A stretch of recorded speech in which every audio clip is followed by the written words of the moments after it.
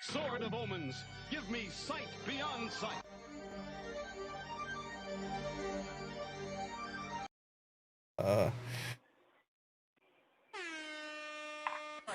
Ready, guys? Do this. Stay in attack formation. Oh my god, he just ran in. Oh my lord. Terrence is off. Yo, what's up, everybody? Welcome to another episode of Between Two Props. Tonight we are super excited and very honored to have the one and only Andy Shen here to pick his brain about cinematography rigs and ducted designs and all sorts of interesting experiments, things of that nature and such. I want to just say thank you all for being here tonight. And with that, I'm going to bring you over to the goons and our guest, Mr. Andy Shen. What up? How you guys doing?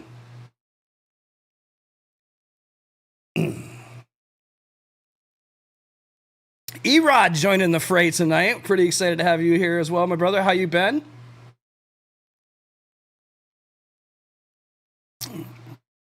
Yeah, man.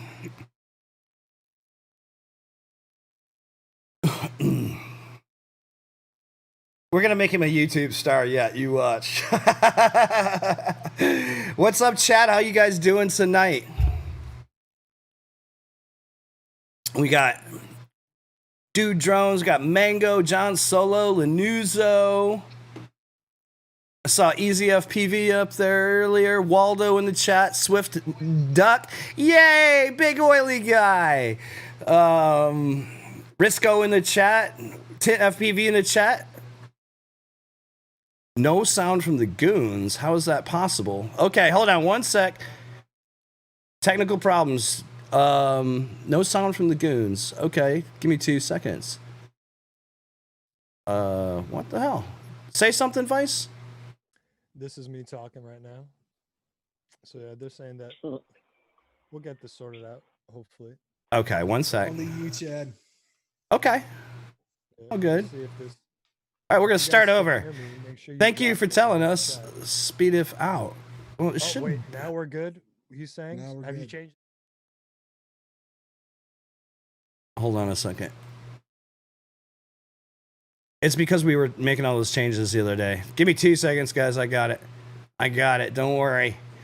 Fear not. It is coming. Okay. Say something, guys. There we go. I see you. Okay. Something. Sorry about that, chat. So let's start over a little bit. It was from last week when I had to change that thing, and that's why we fixed stuff. But at the end of the day, it broke again. So, anyways, I know exactly what was going on.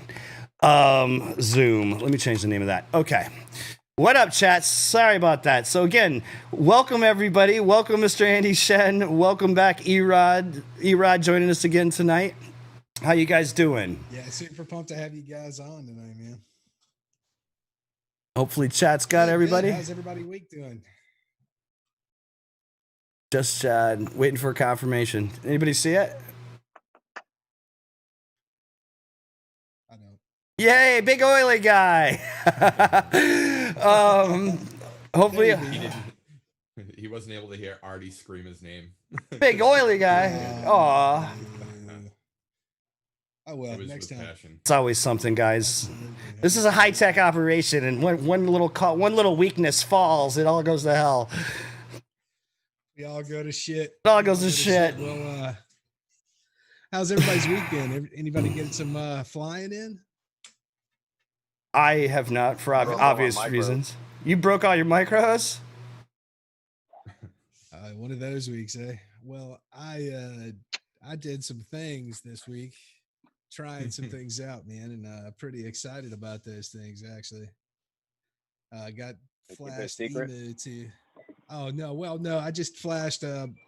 Wasted a lot of money flashing emu to my Kiss rig, and having really good luck with it actually. Also, my Flight 1 Revolt OSD both flew great on .3.1. Stock as a Yes. rock. Bringing you guys up a little bit. same. Yeah, I Yeah, but, flashed I flashed it on Kiss V2 and working on that secret target still. It's been a fun week. Me and Artie are on that kiss, not kiss steez, I guess. I feel like I'm cheating a little bit, to be honest with you. Like, Yeah. I feel very 100% better, he says. All right, excellent. I'm working on audio. Sorry, sorry about the audio problems. We won't keep talking about it. But so part of what we did do, Artie, was we worked on audio for hours. Yes, we did. And we also worked with Vices tonight. So hopefully everybody's sync is going to be quite a bit tighter overall. And so we're still working out a little kinks. And thank you for your patience. So that's what we did do this week, is we worked on our production a little bit. Absolutely. So it's on topic. Hopefully it's a little bit better.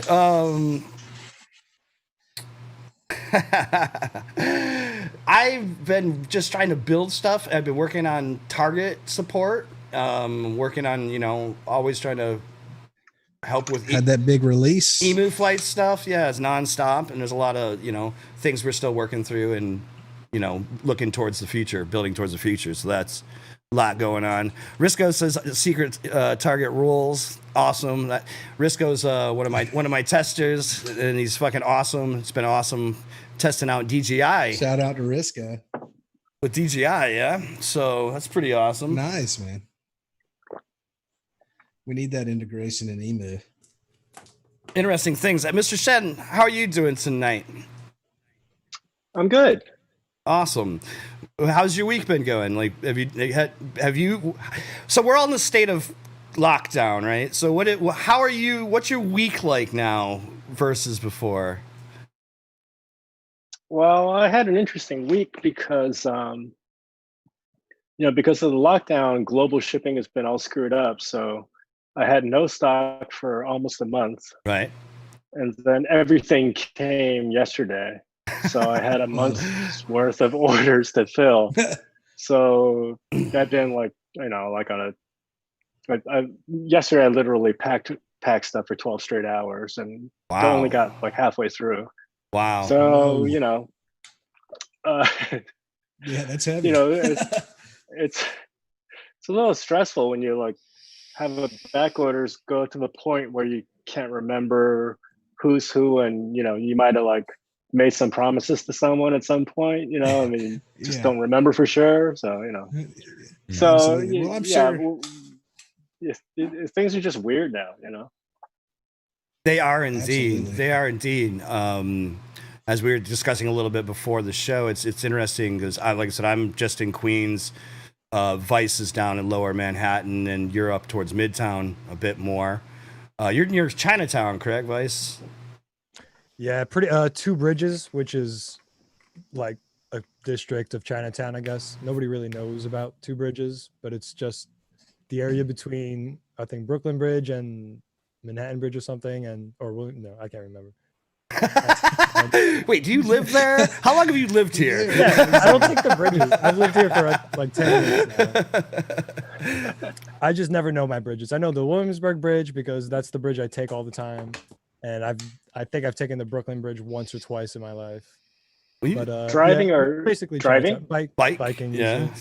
Biking. Yeah, I bike a lot. So where I are was you a bike going when you're messenger. biking to Williamsburg? To the only fly spot, which is not in Williamsburg, but it's all the way in what is it? Highland Park. Oh, That's our when he local comes to meet flying me spot. to fly in Yeah. Highland. Yeah. So we fly a bit at Highland, which is about 10 minutes via bike or skateboard from my house, or 45 even for- car. Really doesn't matter from my house there. It's about 10-15 minutes. Is that under the Verrazano Bridge? Okay. No, that's No, it's not. That's No. yeah, that's the other side. That's over by Like, that's where you're flying, right, Andy? Or are you near the No, Sure. no. No. What am I thinking? Y'all even live in New York. None of us do. Verrazano is like That's Upper like Staten West- Island. Staten Island. Yeah, I was Yeah, gonna say that's that one of Staten connects- Island. yeah. That's That's I think a couple of the Brooklyn guys fly there because it's pretty it's close to the water, so there's no real issues. Funk Attack, or no, what is his name? Spark Attack. Ed- Spark Ed- Attack flies down that way because Sparky. he's in Staten Island. Yeah. That's right. I was like But, spacing. I'm like, wait a minute, am I tripping? For me, it's like the only like living in New York. I can't really, I can maybe fly, my little whoop in I live in Smith, which is just like housing. I can fly my little whoop around there, but I can't fly anything big. So my only option is the 45-minute ride or going all the way to the FMP, local, going out to FMP. FMP, yeah, field metal park, yeah, which is where I learns because that's Sucks what you learn. balls, dude. Since the quarantine hit, initially obviously none of us were taking cabs. I mean, we weren't going out there. I've gotten in the car with Cement Kid once since this thing started. I've not taken a cab or any sort of public transportation since COVID hit. Literally, I caught wind of it, went to the grocery store, started telling people, and I'm like, all right, can't set up camp. Set up camp. Yeah. How are things for you, Andy, in Manhattan in terms of like logistics and like getting food, groceries? Has that changed radically for you, or has it been? In the beginning, it was weird, but now it's stabilized, so it's really not a big deal now. Yeah. Yeah. Yeah. I mean, now it's almost settled into this kind of false sense of security where you actually feel pretty safe because you kind of know what to do to not get infected. Mm-hmm. Yeah. And people are getting out more and more, but they're not doing anything stupid. Mm-hmm. Here. So I wish it was that way in the this could be South. famous last words, but yeah. Well, the thing is, it hit us really hard, so we're taking it a little bit more seriously. And if everyone takes it a little seriously, you can work with that. Yes. Exactly. Yes. That's the problem down here. I'm in Memphis, and everybody has gotten way too lax around this. I mean, parks like playgrounds are starting to open back up, which is terrifying. Because people, nice days, people are just packed in there and no masks, no social distancing. It's pretty much gone back to business as usual, almost, with the exception of some businesses' hours are changed and some things are just still not open. I mean, it's understandable unless it hits you, like directly. Yeah. It's kind of easy to think, what's the big deal, and then you get sick of being locked in. Yeah, absolutely. I understand it. It's just for me, I just feel like it's a little short-sighted. But again, I understand. Yeah. Yeah, like up in Hopefully Boston, it's either. Sorry, man. Oh, you're all good, man. Go ahead. It's like up in Boston, it's either like one way or the other. There's no in between. It's either everybody's like locked down, not leaving their house, or everybody's walking around like sneezing on each other. It's the worst. So it's like you never know every time you walk out the door, it's going to be something different. So it's Broccoli, so weird. Broccoli's just saying he misses the bumps and hugs, and I'd have to say that's probably been a pretty big, man. I mean, I was always a hugger, I'm fucking, that's me, and like, it's fucked up when you think something that you have used to show, your love again, towards another human being, is now damn near a weapon in certain, it's just like how twisted can things really get to some degree, Well, I mean, if you wouldn't get so close to people's necks, maybe that would. I mean, I gotta nuzzle a little, Artie, especially with your beard. Come on. Exactly. And so what about flying, Andy? Like, are you, I mean, I kind of know, but I'm asking for our viewers, like, so what are you doing right now to fly? Like, well, at first I just stopped. Yeah. Because I really didn't want to get arrested, because that's, if you get hauled in, that's God knows what's going to happen to you. Yeah. So I just kind of shut it down for a while, but then, I had to test some stuff. And then at one point I'm like, hey, there's absolutely no one on the street at 4 a.m. There's no one on the street most of the time anyway. Right. But like 4 a.m., definitely no one. So I just went out the door and did some flying, and do a little testing, and then but nothing nothing too crazy. Even though like I'm 4 blocks from the Empire State, and it's like, Mm-hmm. you know, who doesn't want to dive 4 that? blocks. But you know. So then, if I want to do some more extensive testing, I'll go to a park right at dawn. So I'll like ride out before the sunrise and do my flying. You know, as the sun comes up. Are you on a bike? 2 or 3 batteries, get out of there. Yeah, You going on a bike? yeah.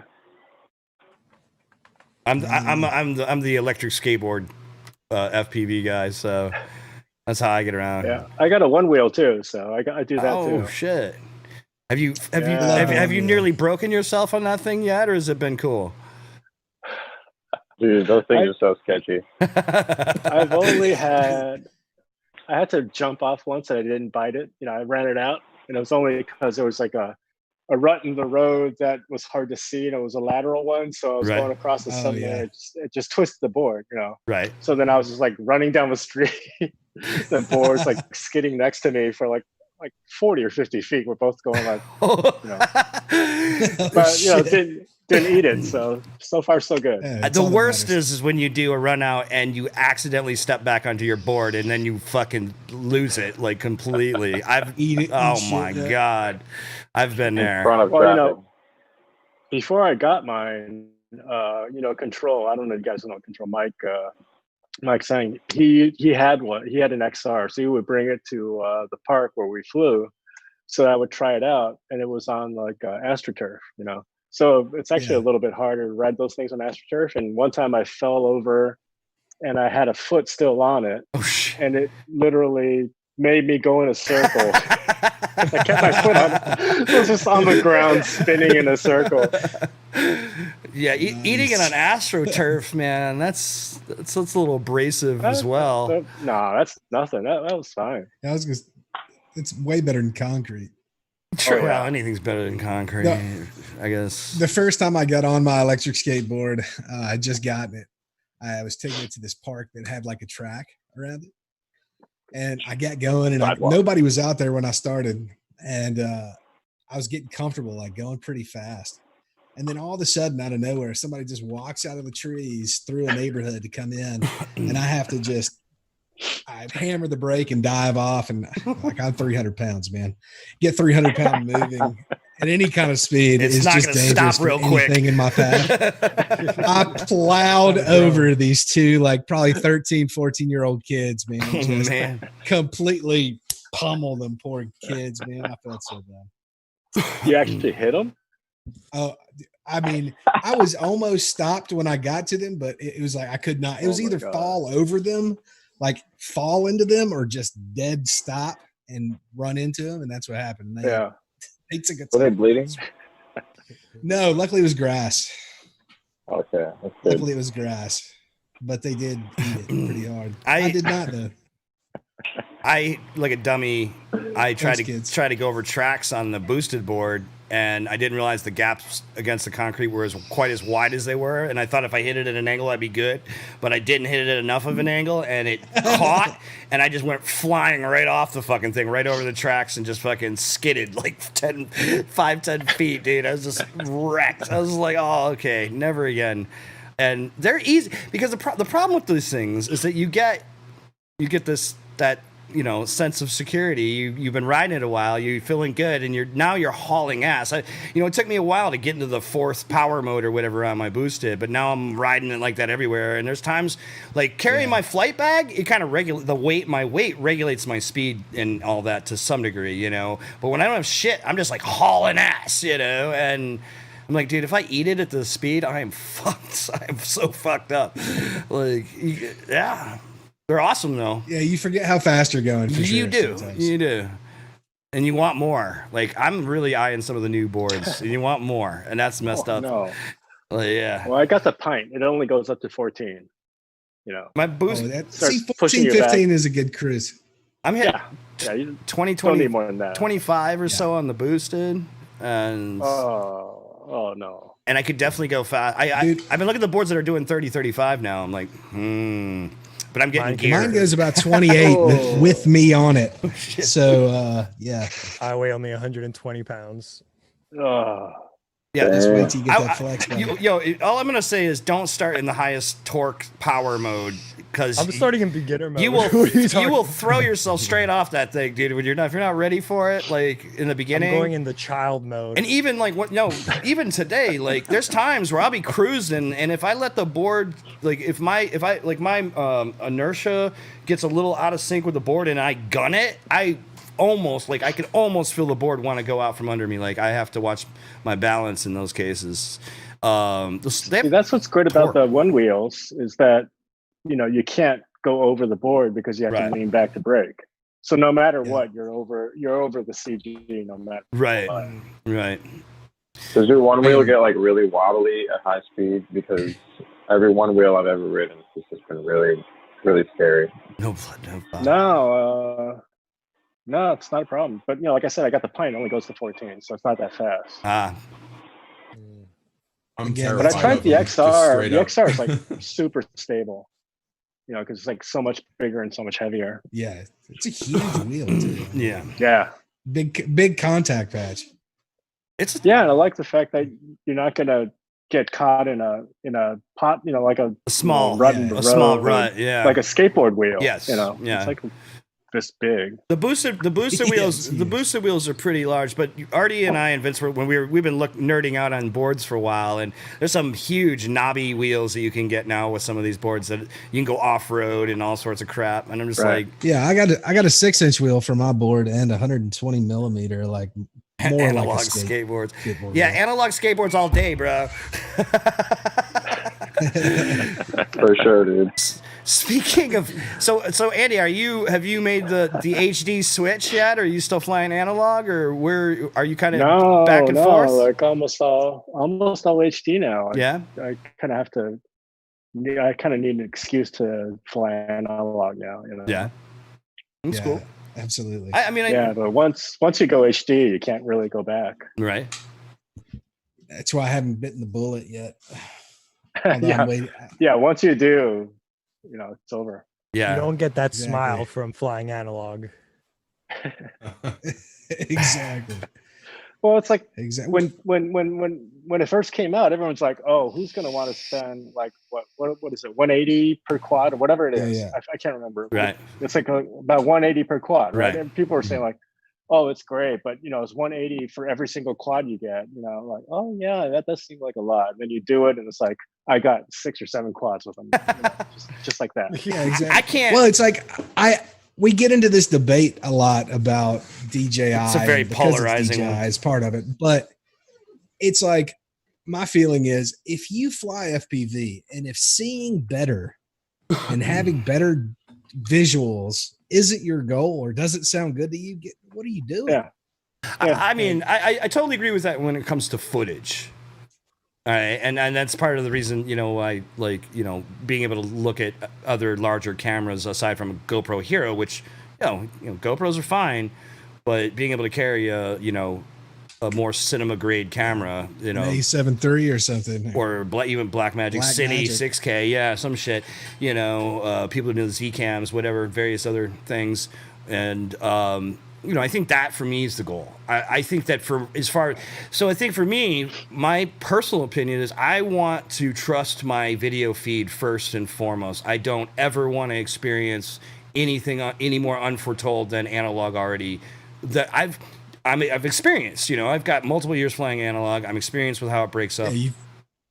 Comfortable. And I'm comfortable. And I want that lowest latency, that's why I buy 4 millisecond cameras and things of that nature, And so I think there's two sides of that.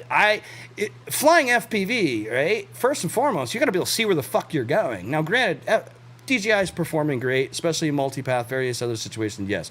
But for whatever reason, I'm not even going to venture my guesses now. It's not the topic, but people lose their quads because they black out in areas where traditionally analog wouldn't in long range situations and things of that nature. So I've definitely seen some lost quads due to those scenarios, and maybe they didn't build it right. Maybe whatever the case may be, most of these people are pretty experienced.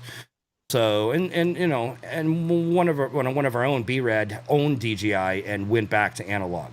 So I think that's a pretty big statement from a freestyler's perspective.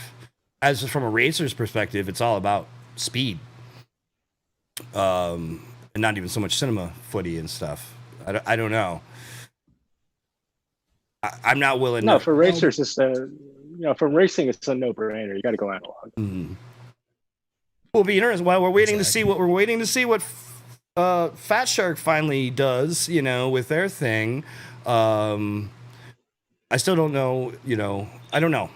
I can't wait. I want to see it. I want to see the Fat Shark offering and see where it goes over the next year or whatever it is. Like the first year is going to tell a lot, I think. Well, I mean, the more things that are coming out, like the Cadex, Vista, and the Nebula, and things like that, where you're not locked into DJI's ecosystem as much, that for me makes it better and more attractive, right? The big thing I had a qualm with, it was just, a proprietary system. Sure. Everything you had to have the radio, you had to have the goggles. You didn't have to have the radio. I mean, you could fly Crossfire or whatever, but you're still carrying the weight of the receiver and whatever components come along with that. But I think as we're seeing it break apart and different companies getting a piece of that and having a little customization that you can do and tailor it to what you want and need, I think it's starting to become something that's certainly more attractive. What kind of add to where I was just going? If you look at it from go your, ahead, Andy. I'm sorry. No, I just wanted to say. No, if you look at it from the other, go. If you look at it from the other direction, Fat Shark had a monopoly. Yes. Basically. Yes. Yes. True. So this is a good kick in the ass for them, and absolutely, let's see what they do. I agree, and it's this is going to be good for them. And not only it's going to be good for us, it's going to be good for It's going to be for everybody. Hopefully, not only them though. Hopefully for Orca. Hopefully for new people we haven't even heard of yet. Let's get some diversity in here, and that's going to drive innovation. The problem, competition is key. Exactly. Yeah, the competition pushes the innovation. So, and the thing I wanted to add, especially with companies like DJI that have the money to throw around, it's certainly going to push them to do even more, which is exciting also. I'm going to add what I wanted to say about shooting HD footage with an HD camera, though. I could definitely lean towards that in a Cinewhoop or something else, like, for me. I was just going to say a time and a place for everything, the right tool for the job. You know what I mean? Yeah. Speaking of tools for the job, Andy, what kind of brought you to FPV and designing frames and things? Well, I got started because I used to race bicycles, and I was a photographer, and I really wanted to shoot bike races from the air. And so, I just did research into that. And at the time, back then, it was like I had a choice of like literally a wooden tricopter from some guy on eBay, or this like incredible military grade, carbon fiber thing. And there was like not much in between, So I was like, I just did research for it. It was almost 2 years before, I discovered the, basically it was David Vindenstall's tricopter. But when I finally decided, okay, this is where I'm going to go in. It wasn't available, like he was out of stock, or he was, because he's just a guy, he just didn't have it available right at that moment. So Get FPV kind of had like a knockoff of his tricopter, and that's when I got into it. Mm-hmm. Well, that's awesome. And were you did you grow up in Manhattan, or are you from somewhere else originally? No, I'm originally from Taiwan. Mm-hmm. Went to high school in Seattle, college in Chicago, then New York. And did you study design as in school, or was this something you picked up throughout life? Just self-taught, as soon as I started, I started trying to find a quad I could use to shoot a bike race. I bought a few, and every time I got it, I felt like I could do better. So, Right. I found someone who could cut. It was fiberglass back then because no one used carbon fiber, but I found someone who would CNC fiberglass, and I started just cutting my own frames. And had you done anything else like RC hobby related prior to this, or was this just your first venture? No, when I was a kid, I really wanted to get into RC. Mm-hmm. So I actually built like great big planes, and with like covering and the whole balsa thing. And I even for my like a high school project, I had drawn up plans and then built the plane and everything. But the thing was like, it's like these great big, gas motors and all that. And I really didn't have like an adult around to help me out with it. So I could never, the main thing is I could never get the motors to run properly. It was like scary as hell too. I could get a big starter. Right. Oh yeah. Like, dude, put I it in my remember the starter backyard. with RC cars. Like, yeah, just like fire it up, Yeah. So I never. Did you do any control? Without a mentor, I couldn't get it up in the air, But I had like a fully built RC plane and everything, and I just never, got it going. But I always really wanted to do it, Right. And did you do like the other? This came around, I was like, oh wow, what? I was just saying, did you do anything else? Like, cause like I started with the really tiny balsa wood kits with rubber bands and then moved into. I was building weird little gliders and always those big foam gliders you would get. And you just throw the shit out of them until you managed to destroy them. Yeah, like those Gwillow kits with the tissue paper covering and all that. Yeah, definitely did all that stuff. But yeah. But when I got back into it, I was like shocked that you could get a Spectrum radio for like, I don't know what like $100 or whatever it is. Right. I know that. Amazed, like. I thought it would be like $500 or something like that. Right. Yeah, exactly. When I got into the hobby, I was amazed coming from different kinds of hobbies like cars and motorbikes and anything else, and came to this hobby and was like, man, I can get into it for $500, $1,000. Yeah. I was amazed too because I came from just previously to flying drones, I was flying helicopters prior to moving to New York City. I lived out in Indiana. I could fly all sorts of crazy shit in my backyard, and I truly miss it, honestly, today. Having the luxury of being able to literally step outside and throw a 600, out helicopter up in the air. Now it would be, 10-inch fucking monster quads. But, coming here, I effectively stopped flying for a period of time before I started seeing mini quads, because the only thing I'd seen up to that point were like the Alta hex quads, the big stuff that was $15,000, and that was just for the platform, and those were all cinema rigs, and when my buddy showed me mini quads, I was like, are you fucking kidding me? How much does this cost? Like, what's the deal? So, like, being in New York City, though, like, obviously we have challenges flying and stuff. So, like, what the hell? Like, so you got possessed by this urge to create a design frame for a frame company, effectively. Yeah. So, like, it was just from your needs with the bike races. Like, what kind of bike races were these that you were needed to do? Well, the thing is, like, by the time, at one point I was like, okay, I'm ready to go shoot a bike race. So, I used to be a photographer. So, I was on a job and I brought all my stuff. And after the job was over, like we were out in Jersey, I told my assistant, like, let's pull over and find a park. And, I just want to like warm up before the race tomorrow, my big first time shooting. So we went to this park and I put the quad up in the air, crashed it.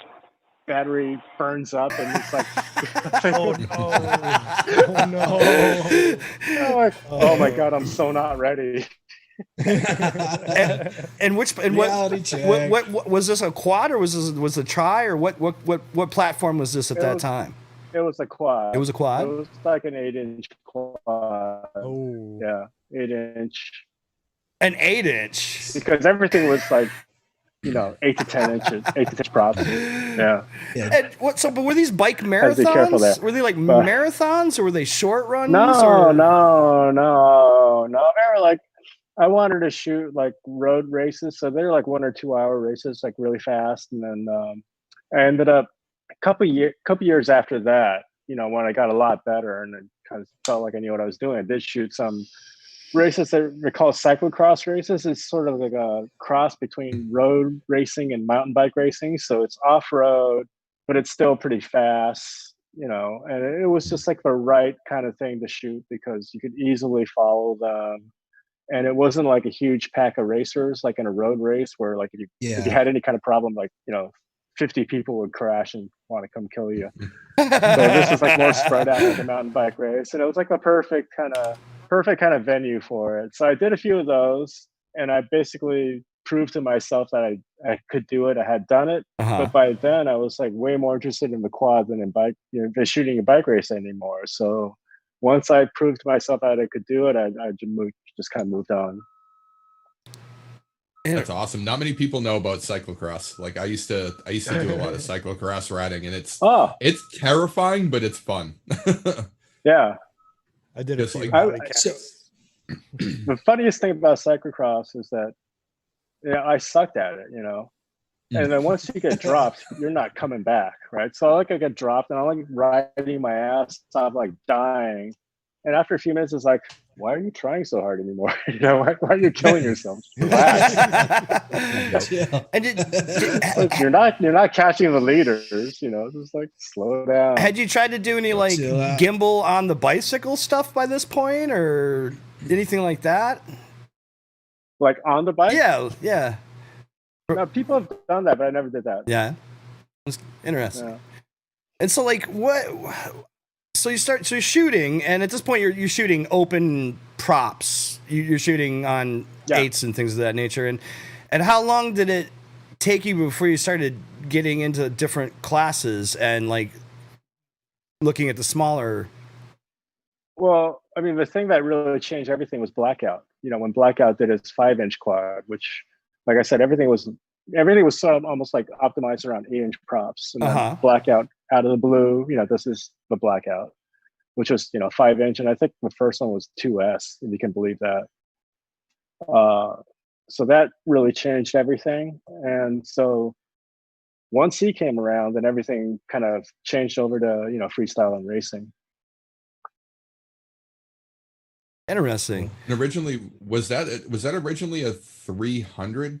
It was I want to say that.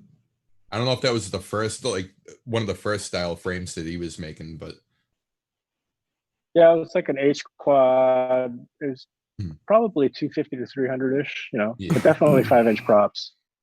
I'm trying to remember. I had one. I probably still have it kicking around here somewhere in a box or something. Yeah.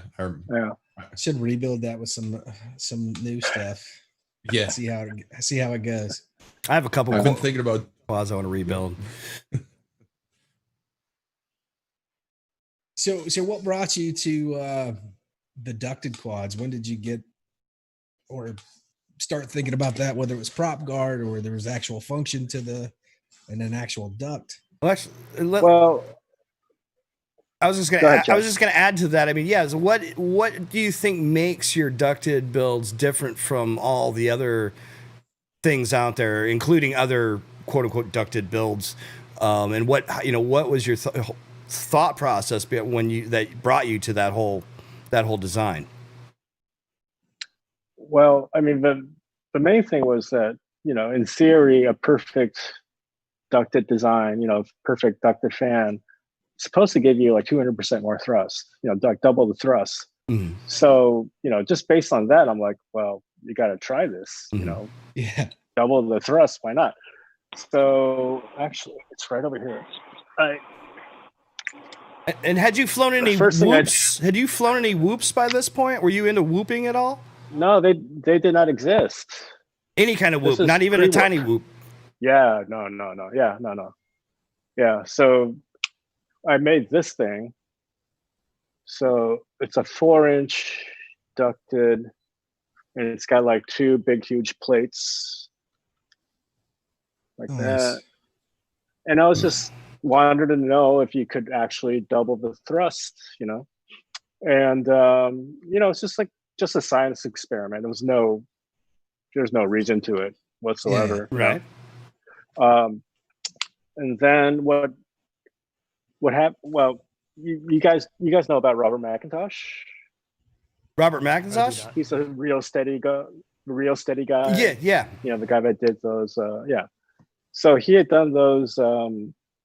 You know, those like Santa Monica Pier videos. He had entered them in the New York City Drone Film Fest, and my friend Randy Slavin is a New York City Drone Film Fest guy. So, you know, basically McIntosh was like hot gluing all these quads together to get what he wanted, and he was decasing GoPros. He was doing all this stuff, you know, like way before anyone knew about it. He even put a servo on some of them. You know, I mean, but if you looked at the bills, they were insane. They're just like huge clumps of hot glue, and he had like pictures of like a box full of decased GoPros that he like destroyed. You know, so he's just like this mad scientist, right? And Randy put me in touch with him and said, you know, you guys should collaborate. You should, you know, do something with him. So I thought, what if he can make a really small drone that could carry a GoPro without having to decase it, you know, destroy all these GoPros? And so I started thinking back, like, you know, you could get a little bit more thrust, not double, but more. So maybe you can make a 3-inch drone that could carry a GoPro, you know, without having to decase it. So I made, you know, I designed a squirt for him. This one's the squirt B2. I remember when that was happening. He never actually, yeah. But he never actually used it because I think he prefers to, like, he's a hacker. You know, he just wants to build his own stuff. And so no one really picked up on it until Nurk started flying it around, and he started seeing all the possibilities. So, you know, Nurk was like becoming like a real YouTuber. He was like pumping out YouTube content all the time. And so he made a video about the squirt, put it in his queue of videos. And just luck would have it, the day it came out was right about the day when the episode of DRL where he wins the championships came out. Right. So it got like this like you know, like this great exposure, and people are like, oh, what is this? You know, but by then, you know, that frame had been around for at least a year. Like, you know, like we were talking before, you know, Chad said he saw me flying at a race as a joke, you know, because it was just like a thing I had around. I didn't know what it was for necessarily. You know? That was my first race, actually. That was like my first big real race ever, and I was just like happy to make the line every time, like on time. You know what I mean? Like taught me to have my shit together and stuff. But I was pretty young, and in the scene, respectively at that point, and I was just blown away when I got to meet you, and we bullshit because I was admiring your work and very, you know, proud of my 3D printing that I was working on at the time as well. So like I was just so stoked to nerd out with everybody.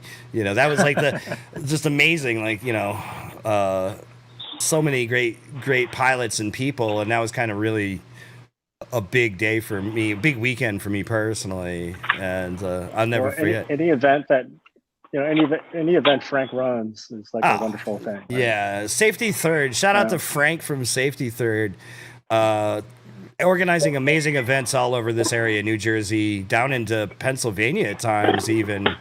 And nationwide, actually. Yeah, I've seen he has gone pretty far. A lot of stuff in New York. He's helped the local pilots get a little track going out on Long Island. Super awesome. They have a little spot out on LI that's cool, and he's got a spot over in Jersey for the Jersey pilots set up where, you know, these people could go and race and practice running laps and things, or at least have a spot to fly. Big shout out to Frank. Oh yeah. Yeah, when I lost my father, actually, he picked me up and took me out to that spot. Actually, that was yeah. I needed to get out of the house, and he hit me up. He's like, "I'm gonna come get you. We're gonna go fly." And we went out to Long Island, and I think I took the train and met him like a couple train stops down or whatever. But yeah, he picked me up on the way, and we went out and spent a day. Good man.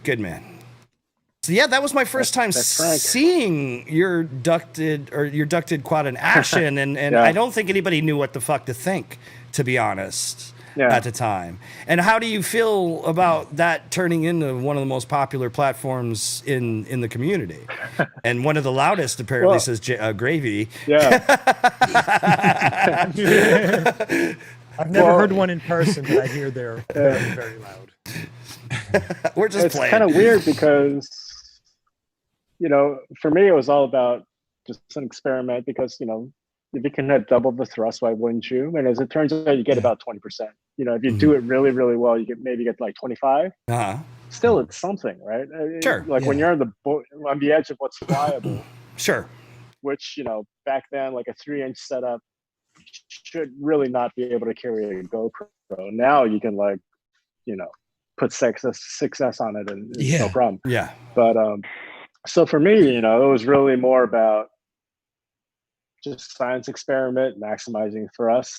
And the thing I didn't anticipate that it would be like a super safe prop guard. Also, it's like a double duty thing, which almost became more important because Right. then it opened it up to flying flying near indoors, talent. flying Yeah.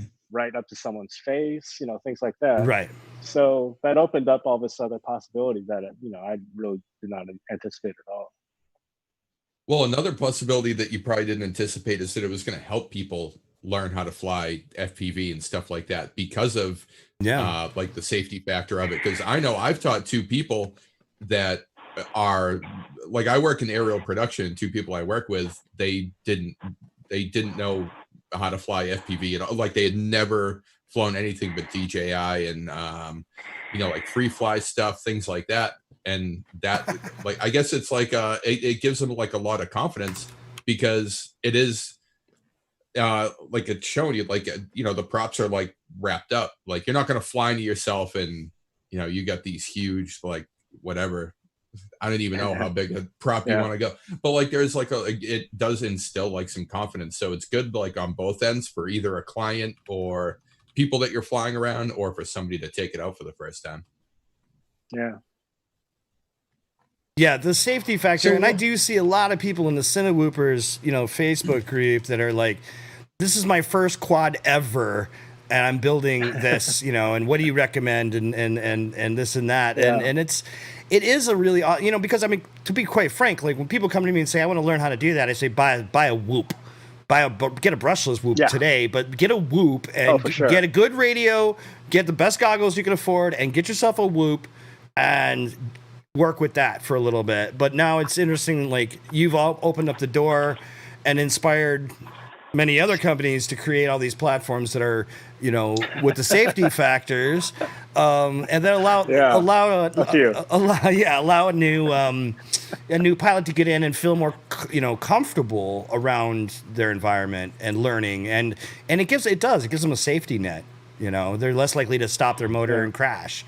In a small and it's thing. a useful platform as well, so it doesn't have to just be the Whoop that you toss out when you get to 5-inch. It's something that you could, of course, people make a lot of money with them.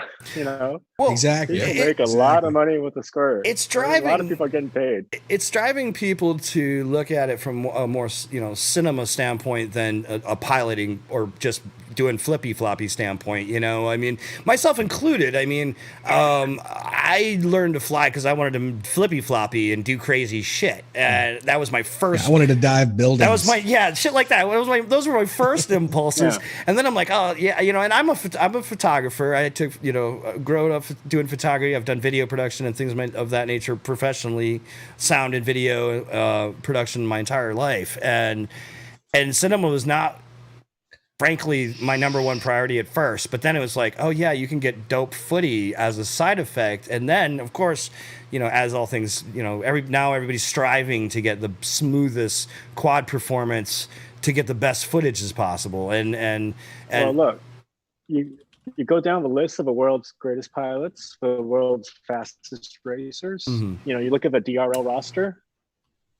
More than half of them work as professional cinema drone pilots. Mm-hmm. And exactly. A lot of them can't do all the jobs that are offered.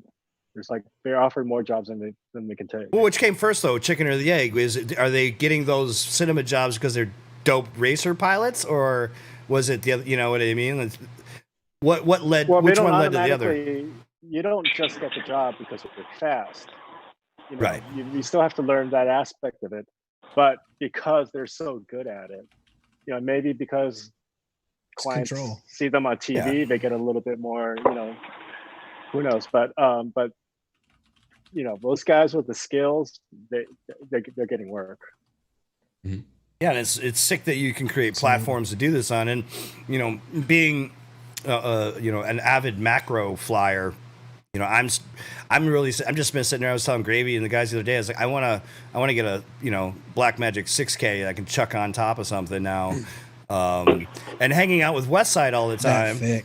I wanna you know, just it gets me inspired to start looking at it more cinema related, you know, oriented. It's more cinematography versus just ripping.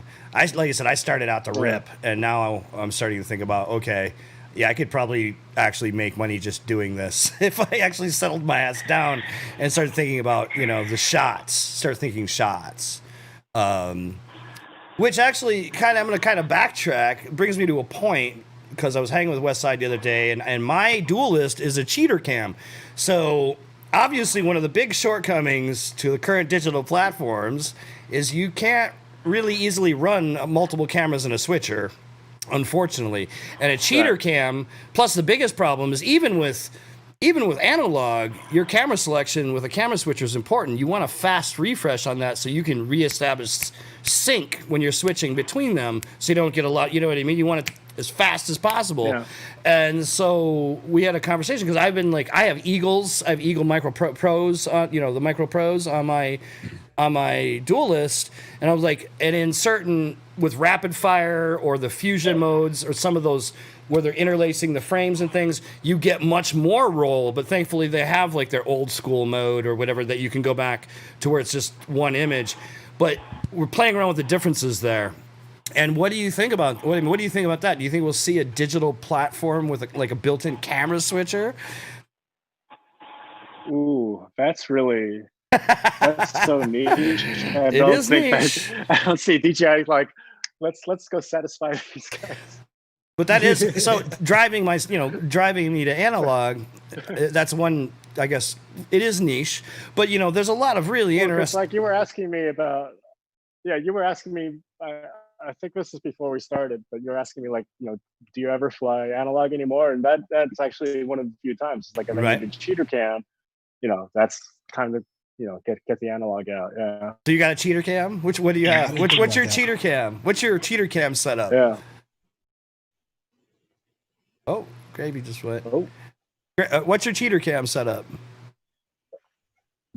Oh, my cheater cam? No. Gravy went away. I was. Andy's. I thought you were asking me. I was. The squirt cheater. Am I back now? You guys got me back? Yeah. It's a geyser. It's a geyser. A little bit bigger, but it's a cheater. Yeah, and I can run a servo operated GoPro up top, so I can have a second person operate the tilt. So if I can fly over someone, you know, I can have a second operator look straight down. What about a head tracker? Ahead, you know, so I can. It's too much. You can't fly with all that. That's asking too much. Well, we were talking about using a gyro to run the servo to keep your camera at. Well, the cam stab, yeah. Mm-hmm. But you don't want to fly with that. You can have a GoPro on it, but you don't want your FPV cam on that, because you have no idea, you know, the attitude of your quad. Right. Yeah. Right. But people do that. People put, you know, it's like, this is like super old stuff that's like come back, you know. Mm-hmm. Like cam stab was like the original attempt at having a gimbal on a quad, because you could even do, you know, that whole thing you can do 2-axis too. Mm-hmm. It doesn't have to just to be tilt, right? So that was like such a huge deal back then. Like, oh my God, look what we can do with this quad. You know, people are like going back and forth really hard. The camera's not, you know, but you know, of course you have the jitters with the servo. So we had no solution for that back then. But now, of course, you can put it on real steady go. It's like amazing. Mm-hmm. You know, you can have like footage that looks like this, and then put it through real steady go. It's just, you know, just gorgeous. Yeah, So all smooth as that glass, yeah. cam stuff was a precursor to brushless gimbals. You know, so once the gimbals came in, all that stuff just kind of went by the wayside, and of course now it's back. So Yeah. everything that's everything that was cool All back just then, refreshed. everything's just coming back. Yeah. Speaking of West Side, his ears must have been ringing because he's in the chat. What up, bro? What up, bro? Have you seen Chris Teal and his GoPro award? This is a running joke. Andy said, have you seen any West Side's footage by chance? I'm afraid. Oh, we put him on the spot. You don't have to answer. Yeah. Well, I'm just going to highly recommend. I'll send you a link later. I'm sorry. I was drinking. I didn't hear you. Oh, Lord. Awesome. So what about? So we were talking about the hydrophobe earlier. What's going on there? What's up with this? I'm not. Okay. I'm gonna play ignorant. Oh, did we lose him? No. Okay. I'm still here. I was just looking at what you were playing. Vice. So originally, what happened was Gab had asked me to. Yeah. So Gab had asked me to help him out on this this whale marine research drone to collect whale snot. So snot. There was like So when whales come to the surface, they exhale, and all this snot comes up in the air. And in that snot is there bacteria, there's viruses, there's enzymes, there's all sorts of stuff that they can, study the whale through, and it's completely non-invasive. So it's great for the whale. They can tell where the whale's been, they can see like, well, this virus is specific to this part of the world, or they can see if the whale's healthy, if it's in a good mood or whatever. And the way before this existed, the way they used to do that was this marine biologist would get on this 20-foot ladder, off the side of a boat, sit on it with a bow and arrow and shoot it into the whale and take a core sample of a whale and pull it out, but not very nice. That's not, that's I'm sure the whale, totally invasive. Good gosh. Yeah. Poor whale. So when you discover the whale snot thing, this is amazing, right? So at first they collected the whale snot with line of sight, within spires, and then I think, I could be wrong, but my whale snot history here is not perfect. But as far as I know, a team from New Zealand did it FPV. So they built like a 10-inch drone with a petri dish on a servo, and they would go hunting for whales, and then once they open up the petri dish and fly through it and close it and come back. So a group of Canadian marine biologists wanted to do the same thing, but the company that made that drone went out of business. They contacted Gab 707, said, "Can you make that?" Gab contacts me. He's like, "You want to help me out with this?" Like, hell yeah. So we built this. We built this 7-inch drone instead of a 10-inch, and it had to be waterproof. It had to float just in case it crashed, so you could recover it, because you didn't really, floating wasn't part of the operation. It's just in case. But then the thing was like the main pod had to be completely enclosed and waterproof. And so we found that, it would get hot and fail. So we made a heat sink with fins that came out of the main body. And the ESC, you would just kind of like glue it to the heat sink with thermal paste. And that kind of solved the problem. We made another shelf on the heat sink for the VTX. So, once we figured that out, you could fly it all day long, no problems. And, so it was, I think awesome. You have it up on there. So, I hope y'all listen totally to this. Did a job and, did the job and collected whale snot, So after we did that, it was like, well, there's a lot of FPV situations that, you want to be waterproof for. And I thought, for a little 5-inch quad, you don't have to make this complex heat sink with little fins that come out. You could just make one of the plates aluminum and just, glue all your components, all the hot components you could just attach to it. Right. And so I made a little 5-inch quad where the middle plate is aluminum, and that was it. And someone wanted wheels on it, so that's why this one has wheels. I saw now. Those are fixed wheels, correct? Those are.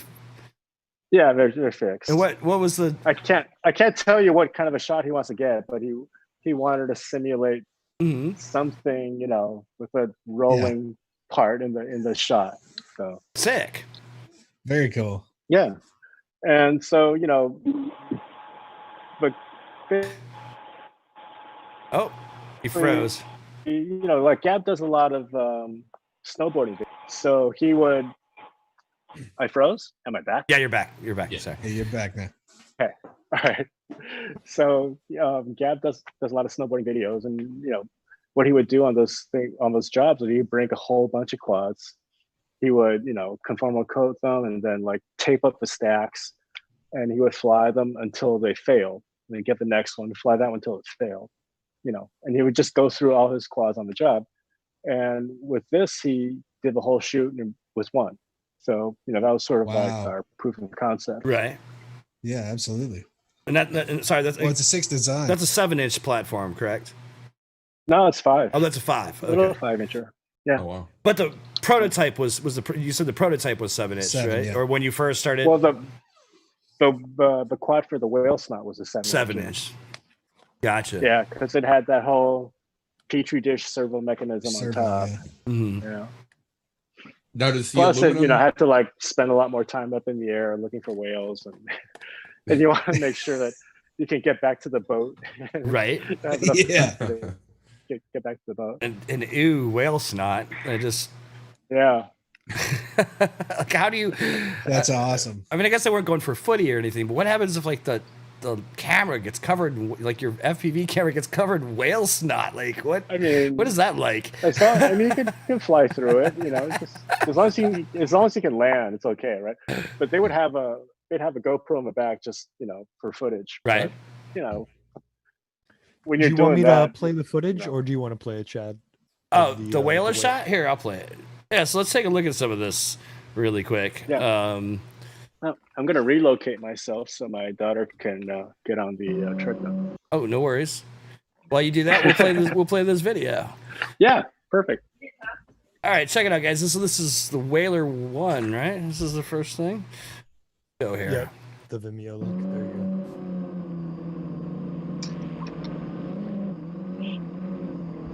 Dude, the first time I saw this, I was like, it took me so long to figure out what the hell was going on. I did not think it was whale snot. I'll tell you that. Yeah, I didn't either. Like, what are they? I thought they were just watching whales. That's actually the New Zealand team. Ah. Yeah. So this isn't the hydro. This is. Did they? No, base this off is your this design, is the or- one that this is the we based ours off. Yeah. Ah, okay. Okay. Yeah. So by now, They're a lot the of people have originals. built these. I know Gab had a video out. It was very similar to that. Do we have Gab's video? Oh. Wow. Give me like 2 minutes. No worries. Take your time. Thanks, Jamie. Oh, is he gonna land on the? Oh, I thought he was just gonna. So this is what inspired it. That's cool. Yeah. Look at Yeah, look at that it's pod, dude. Oh my god. It's the fact that the Canadians could not get that quad is why we got the job. That's awesome. That is freaking cool, though. So are a lot of your designs just kind of based around necessity? Like they're almost like an individual tool. Like it kind of seems like it's a very common theme with like everything that you've designed. Yeah, basically, I'm like just wait around for someone to pose, or sometimes myself that just wait around for like a good problem to solve. That's awesome. Absolutely. B-Rad Yeah. double A in the chat. Oh shit! We were he's talking- right here. We were talking about B-Rad and his ears were burning. It's funny. Mention all your friends, they'll show up. Dragon ears in the chat. I wonder What's what up? the whole squad is doing. Yeah, what is everybody doing? Where's fucking Willie Cashwell and all those dudes? Let's go.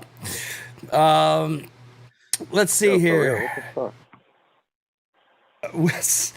Anyway, so past that, let me catch up here. Okay, so then recently you've been working with you've got a smaller it's an X8, but it's a 4-inch, right, or something like that, or what's the 3-inch. Yeah. So where is this coming from? Is this again just trying to get more thrust on a smaller platform, or? Well, whoa. Okay, so I'm gonna grab my props. Hang on a second. Oh wow! Between two props, many props. so many ways of interpreting that. All right. And actually, while you're running around, I want to see Andy Shen play guitar. while you're running around, we were wondering if you make guitars, or what is your thing with guitars? Do you make them or just play them? I play them badly. Awesome, me too. That's all right. I build them and still play them badly. I don't believe that. I started like building kits for fun, but I don't do that well either. So, you know. We have to petition Andy to serenade us at the end of the show. Yeah. Oh, You know what's amazing about Yeah, that's guitar a few kits? It's like you can have a guitar for like $120. yeah. Yep. You know? Well, what's funny about guitars though is they are kind of production, like that's where they started, was like a steel string guitar started as a production model. This is something that the everyday man can beat around on. Mm-hmm. Yeah. I mean, of course, Okay. there's All others, right. So basically I was working with a lot of these DRO guys. Like I said, they were getting a lot of cinema work, and especially Gab, he was the one that's really pushing on it, and you know, they all wanted to be able to fly Blackmagic, be able to fly bigger cameras. Mm-hmm. So, I made a Hex, and then Gab's like, why not make an X8? I'm like, why make an X8? But I thought about it. Went for it. But the thing about the I couldn't think of a reason a way in, but then I came up with this idea for the motor mounts, because the things that I really hate about X8s is that usually, if you're familiar with X8s, they usually have like a carbon fiber tube and then two Mm-hmm. flat plates and a bunch of screws in between. Right. And then sometimes they do it on a round tube, so it doesn't always stay perfectly vertical. Or, Right. It slips. And it's always like really super janky, So I came up with a way of doing it with a regular, normal arm, where you can just recess the screws. You just like make a little recess in the carbon so that the screw heads can nestle inside there. So you can have like a totally normal kind of arm. I'll bring it up. So this. Yeah. Let me bring my. So it's like low profile. It's simple. And do you have them offset, or do you mount?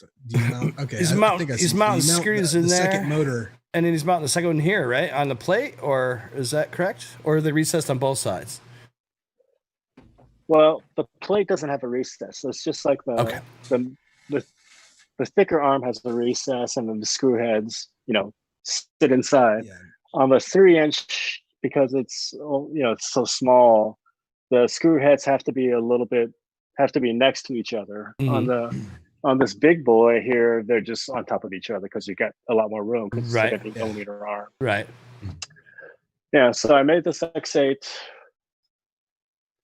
to carry the Blackmagic, and then just because you get bored and you need something to do, I thought, like, let's make a tiny little 3-inch X8, and I don't know what it's for, but it's kind of cool to be able to do it. So you want to try, So I just made a little 3-inch X8 for no reason. And at first That's I awesome. just kind of made it more like a racer. And then Gab's like, no, make it so I can carry a GoPro and let's see what you do with it. And then I showed it to Nurk, and he's like, oh, that's really cool, but why? Right. Like, you've got a point there. You've got a point.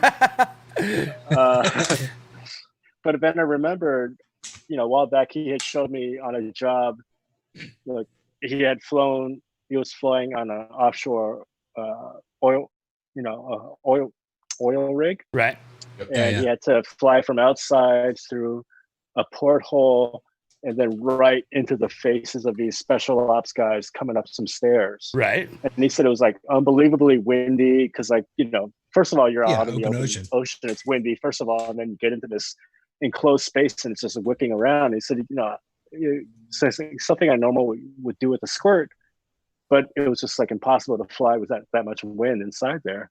I was like, well, maybe, here you go. It's really small. It doesn't have all that, surface area. Like, who knows, but he played around with it, and he kind of likes to. I honestly do not know why it has to exist, except that it's really fun, and it has like an amazing amount of punch. It flies kind of like a 5-inch. How's the current draw on that? What are those? Are those 1407s or 1507s? These are 1407s. At what? And I don't have a current readout, so I don't know. What? Because is that DJI? Because DJI can't. What are you running on? 4S or 6S?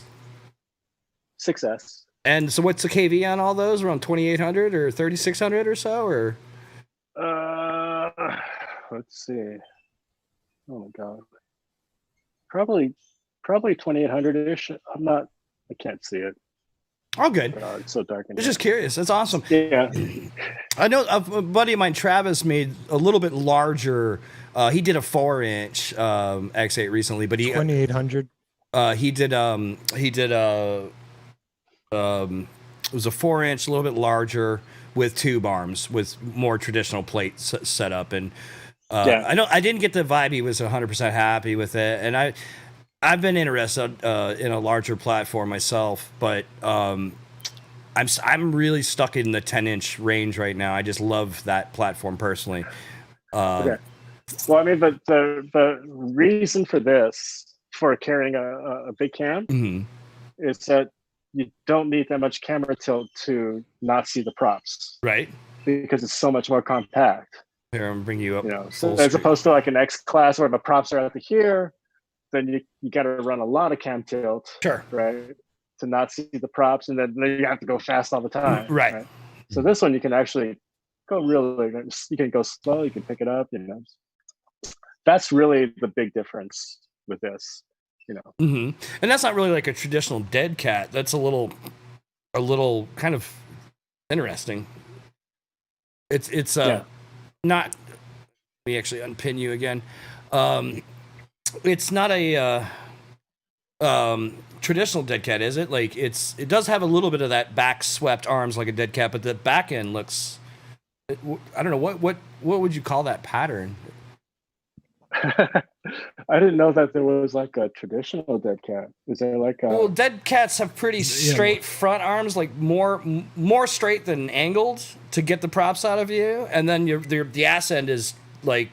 What the back end of a normal mini Standard like a stretched X would be. Right. Yes. So the problem when you carry great big cameras is that if you think about like the TBS Discovery, which I think that's a dead cat, right? Is it? I don't think was the Disco a dead cat?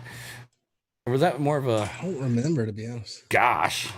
Well, I'm not sure, but anyways, close. the thing is, like, when you carry that gigantic camera, you can't put it up front here. The whole idea of a dead cat where like you spread out the arms so you can put the camera up here. It is dead cat. You can't do that with like a 1.2 kilos. That's got to be pretty close to the center of gravity. Right. So then you don't have. Yeah. So it's not this geometry to get the props out the sides. And how much have you done any thrust tests regarding using something like, say, 2 motors with 2 7-inch props versus, a single 10, for example? No, anything in that regard? Haven't actually measured it. Have you measured a single pair of 7s on your?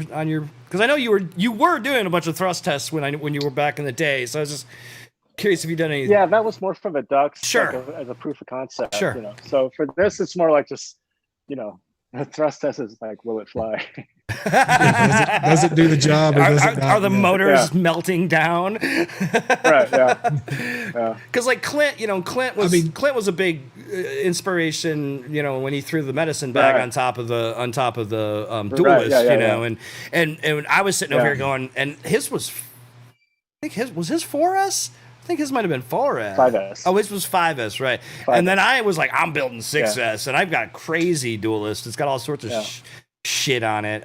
No black magic cameras, but I can carry a 360 and an 8 on it pretty easily. So Yeah, that thing can carry a lot of weight. It's kind of crazy because like I have a 7-inch octocopter, and then I have a 4-inch quad, and they're carrying the same camera. And how that makes sense, I don't know. I just know it works. That doesn't make any sense to me, but Yeah. have you set your own personal weightlifting record yet? Have you done anything like that just to see how much you could push it to? No, I haven't. I mean, it's more like, this is the camera we want to use. Does it fly well? Yeah. Okay. And then someone will come along, can you fly this? And that's when it, but I haven't actually just put weight on it just for the hell of it. That's because that's kind of what It's a tool for the job. Because when Clint was doing it, so like Clint and I were talking, and during, because when you brought the duelist out, that Clint and I spent hours talking about what we were going to do, and I just got really busy with work, and I think it took me for ages to actually build mine. But I went with a 2100-ish kV on 6S running 4-inch in the duelist, and right. I think it's all up. It's pretty heavy, but I got fucking LEDs and all sorts of TPU. And I have a lot of rails on mine, and I don't have to carry them. I can just pull them off. Like I'm running the bottom rails just for the hell of it right now. Right. But I'm really impressed. Yeah, I mean, what Clint did was actually the inspiration for this, which is like a 4-inch ducted Blackmagic carrier. Mm-hmm. Yeah, that's awesome. Yeah. So, like on my Instagram, you can see it, a little line of sight of it, like hovering against the wind.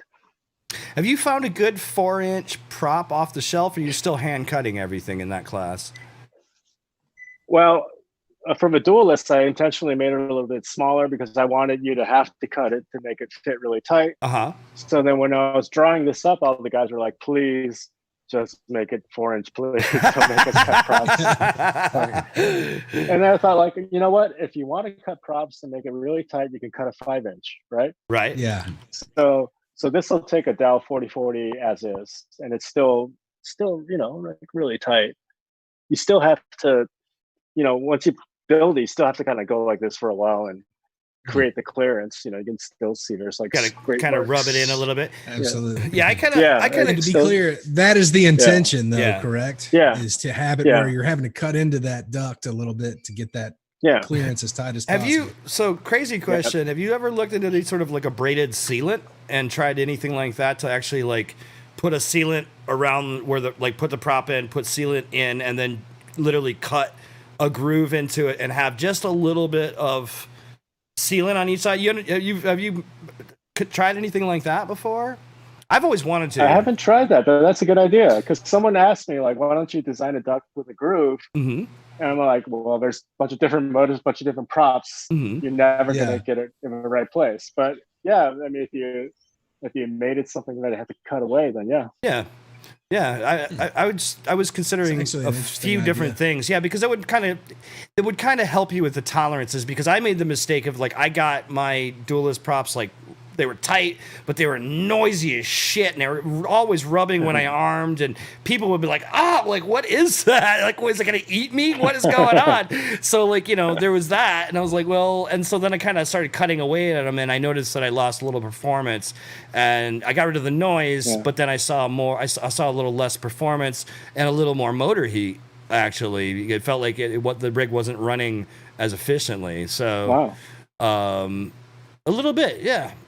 Of course, I need to update my system now. I haven't actually changed firmware for close to better part of a year on that rig. So, as firmware gets better, things tend to get better with it. But one would hope. Yeah.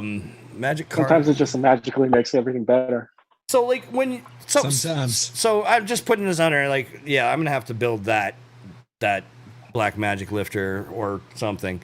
But I want the 4-inch now. so like, what do you aside from like maybe dare I say the obvious, but like aside from just going nuts with thrust to weight, when somebody comes to you and says, I want to carry a big camera, like, is there a certain thought? Like, I guess, obviously they're going to have some goal, right? But they need something, they want to carry a big camera. Like, is there anything you're looking at in terms of just trying to achieve that? Like, what's your thought process when somebody says, I want to build a lifter? How do you approach that?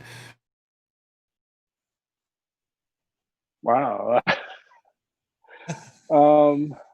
I don't know. I mean, it's not like it's not like it's like this is what I want. It's usually what happens is, I want this, then I want that, and then it slowly accrues, like evolves. So like, yeah. So like with this X8, it was a hex at first, and then it became an X8. It's like it's like a little bit more gradual. Than it's not so much like, someone comes up with someone asks for something that no one's ever thought of before. It's usually just like a slight little evolution. Well, and it always seems like your designs are kind of feed into the next design that you have. So you're taking some concept from something you've already done and excuse me one sec, guys, creating whatever that need is. Yeah. Basically, always like building on what you're learning. Hopefully, and like I said, I'll try stupid things that I have no idea why it needs to exist, but maybe at some point down the line, it teaches you something that you can use later. Absolutely. Now, and of all your designs, do you have a favorite? Or is it always the next thing? Well, I mean, that whale quad, the P quad, is my favorite in terms of, because I never thought I would create a tool for marine biologists to use. I mean, like drones are fine, really great, they're fun, but they're for the most part like toys for boys. And to think that you could actually do something that actually helps the ecosystem, even in a very tiny little way, but that's basically the coolest thing I've ever done, in the drone world. Yeah, that's definitely the one that got me the most excited all over. I wasn't just thinking, oh, this is drones, hobby and toys. It was like, right, you're solving a problem that's impact is huge in that ecosystem specifically. And I mean, that thing's so cool. Mad props for creating that and getting the opportunity to be a part of that. I'm excited to see, and as I've been getting more into thinking about shots, and working with somebody like Westside, who's got some pretty sick ideas and doing some interesting things with shots, and talking about what we can do on the flight controller side, is interesting as well. And it's really exciting to see where the future is going with cinema in FPV. I know that there's a lot of shots out there that I just don't feel you could get any other way.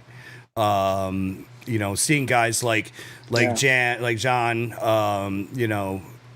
chasing, parachuters and all sorts of stuff, and Westside and those guys out in Colorado, and it's unbelievable, man. I got Westside with the 360 cam right here on his squirt. Oh yeah. But it would be interesting too to see like where the firmwares go in the future to maybe help accommodate this stuff, because we are starting to see development that is more I was not. Yeah, all right, you do it for me. Fuck it. I was trying not to, but seeing things like and that's something I'll turn you onto at some point, Andy. I'll talk your head off about it. But the rate dynamics in emu flight, the cinematic yaw in emu flight, seeing things like that coming forward is Yeah. really exciting. And I don't know if you've paid attention to that firmware at all, but there are some, Bob Ruggies had some input, and a lot of other guys, in thinking more shot oriented. Westside's giving me input on some ideas that we're messing with, and seeing like cinematic yaw basically effectively kind of just like locks your yaw. Like when you're turning, it kind of mixes your yaw and your roll, so you will maintain a level horizon. Okay, so that way, once you get your camera set, you can turn around, you can orbit and things without any worries of losing your horizon effectively. Wow. The other thing is the finger PIDs, which effectively you tune your quad, you set your PIDs, you can set your normal rates and all of that. But if, say on any given day you need to dampen down center stick, you can actually do that. Or you need more control center stick, and maybe you're running a low overall rate, but you need snappier in the center, you can add that. Or maybe you're running a high rate and you need lower in the center. You want to let, if say you're shaky, you can turn it down. You can also change the end stick. It basically creates a crossfader from mid stick to end full stick deflection. So you can actually tune what your sticks are doing to the quad. And like I said, if you're shaky, but you could you could run a really high rate profile, but slow it way down. Like slow the sticks way down, but when you hit full stick deflection, you could maximize that rate profile that you have. So you could fly like say you could fly around like you're running rates at 300, but then have 1,000 on the end of your stick. So it's like a really tunable expo. Effectively, yeah. It's just like being able to fine tune your rates a little bit more. Like so your expos more, you kind of control better where it is. Right. It's an interesting concept. I think it would be interesting. Certainly excited to play with that. Because when I'm racing, I run really low. I tend to run really low rates when I'm racing, but most of that's because I was trying to just knock down my center, the good portion of the center stick deflection. But I still want it. I still want some turning ability, but I felt my lines were getting tighter, right? But now. But on the other hand, sometimes I would get in trouble and I wouldn't have quite enough. But now I could run like a slightly higher rate profile, but then use stick PIDs to smooth it and make it feel like I was running 300 still. So you can tune it in those ways. For cinema shooting, it could be really helpful maintaining smoothness around center stick. Especially, myself and I think Gravy runs pretty high stick tension. And high stick tension guys, like when they snap back, by nature, they might just jerk when they're going from full stick deflection to center stick. You can take that jerk out. Yeah. That's why a lot of guys run loose springs, because they want it to be, but some people like myself, I like a fresh PlayStation controller. I like tense, but FPS isn't necessarily flying a cinematically, and so this gives you kind of the best of both worlds. Yeah, whenever I grab a friend's thing, grab someone's like, "No, fly one of mine," and if they have like really high tension on the sticks, I'm like, "Oh God, take it away, just give it back." Yeah, exactly. It like freaks me out so much. Exactly, and when somebody hands me something that's like sloppy, loosey goosey, like I can't deal with that. Yeah, I can't deal with that. Like I'm like, why are your sticks so fucking loose, dude? And I think I'm actually a little bit on the my latest radio. I think my tension's a little bit too high. I think I might have went a little overboard, but and I noticed, like, especially with a big quad, because I run really high rates on big quads too, and but I noticed, like, I'm snapping back. I would see when I'm coming back to center, I would actually see the quad jerk, because I'm like, and then I go back and look at black box. And I'm like, yeah, that's fucking me. Like that's my stick input, like fucking, Yeah. So it would be interesting. No, it's the same. Go ahead, Gravy. Oh no, it's like the same with me. Like I run everything as tight as I can go. Like if I because I'll hybrid pinch, and if I do like a quick snap roll or a backflip or something like that, I'll just let off and let it go back to dead stick, and then I'll tune around that. And Chad see my black box logs. It's like my sticks will come back and bounce for a second, and I just let it rest up against my finger, and it's like, all right, cool, there we go. B-Red. So B-Red said he likes It's like sloppy. you're like a human D term. Phil likes Phil likes loosey goosey. Exactly. Yeah. Chat's chiming in with their preferences. Yeah, you know, it's I don't know. Like I said, for me, you know where it stems from. My personal preference stems from being a gamer.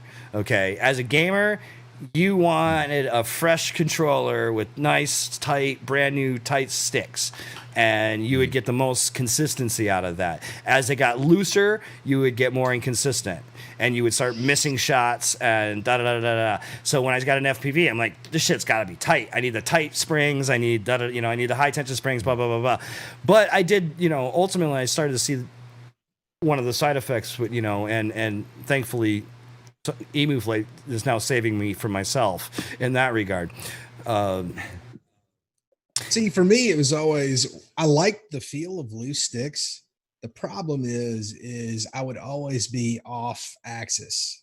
Like, let's say I'm trying to do a Rubik's Cube. Well, I'd end up kind of just yawing a little bit too much because my fingers are fat and I'm lazy, so I lay them on the stick. Yeah. That's a really good I find point. higher tension keeps me a little more aligned. That's and finding center easily. That's why I fly. I mean, that's part of the reason why I fly hybrid.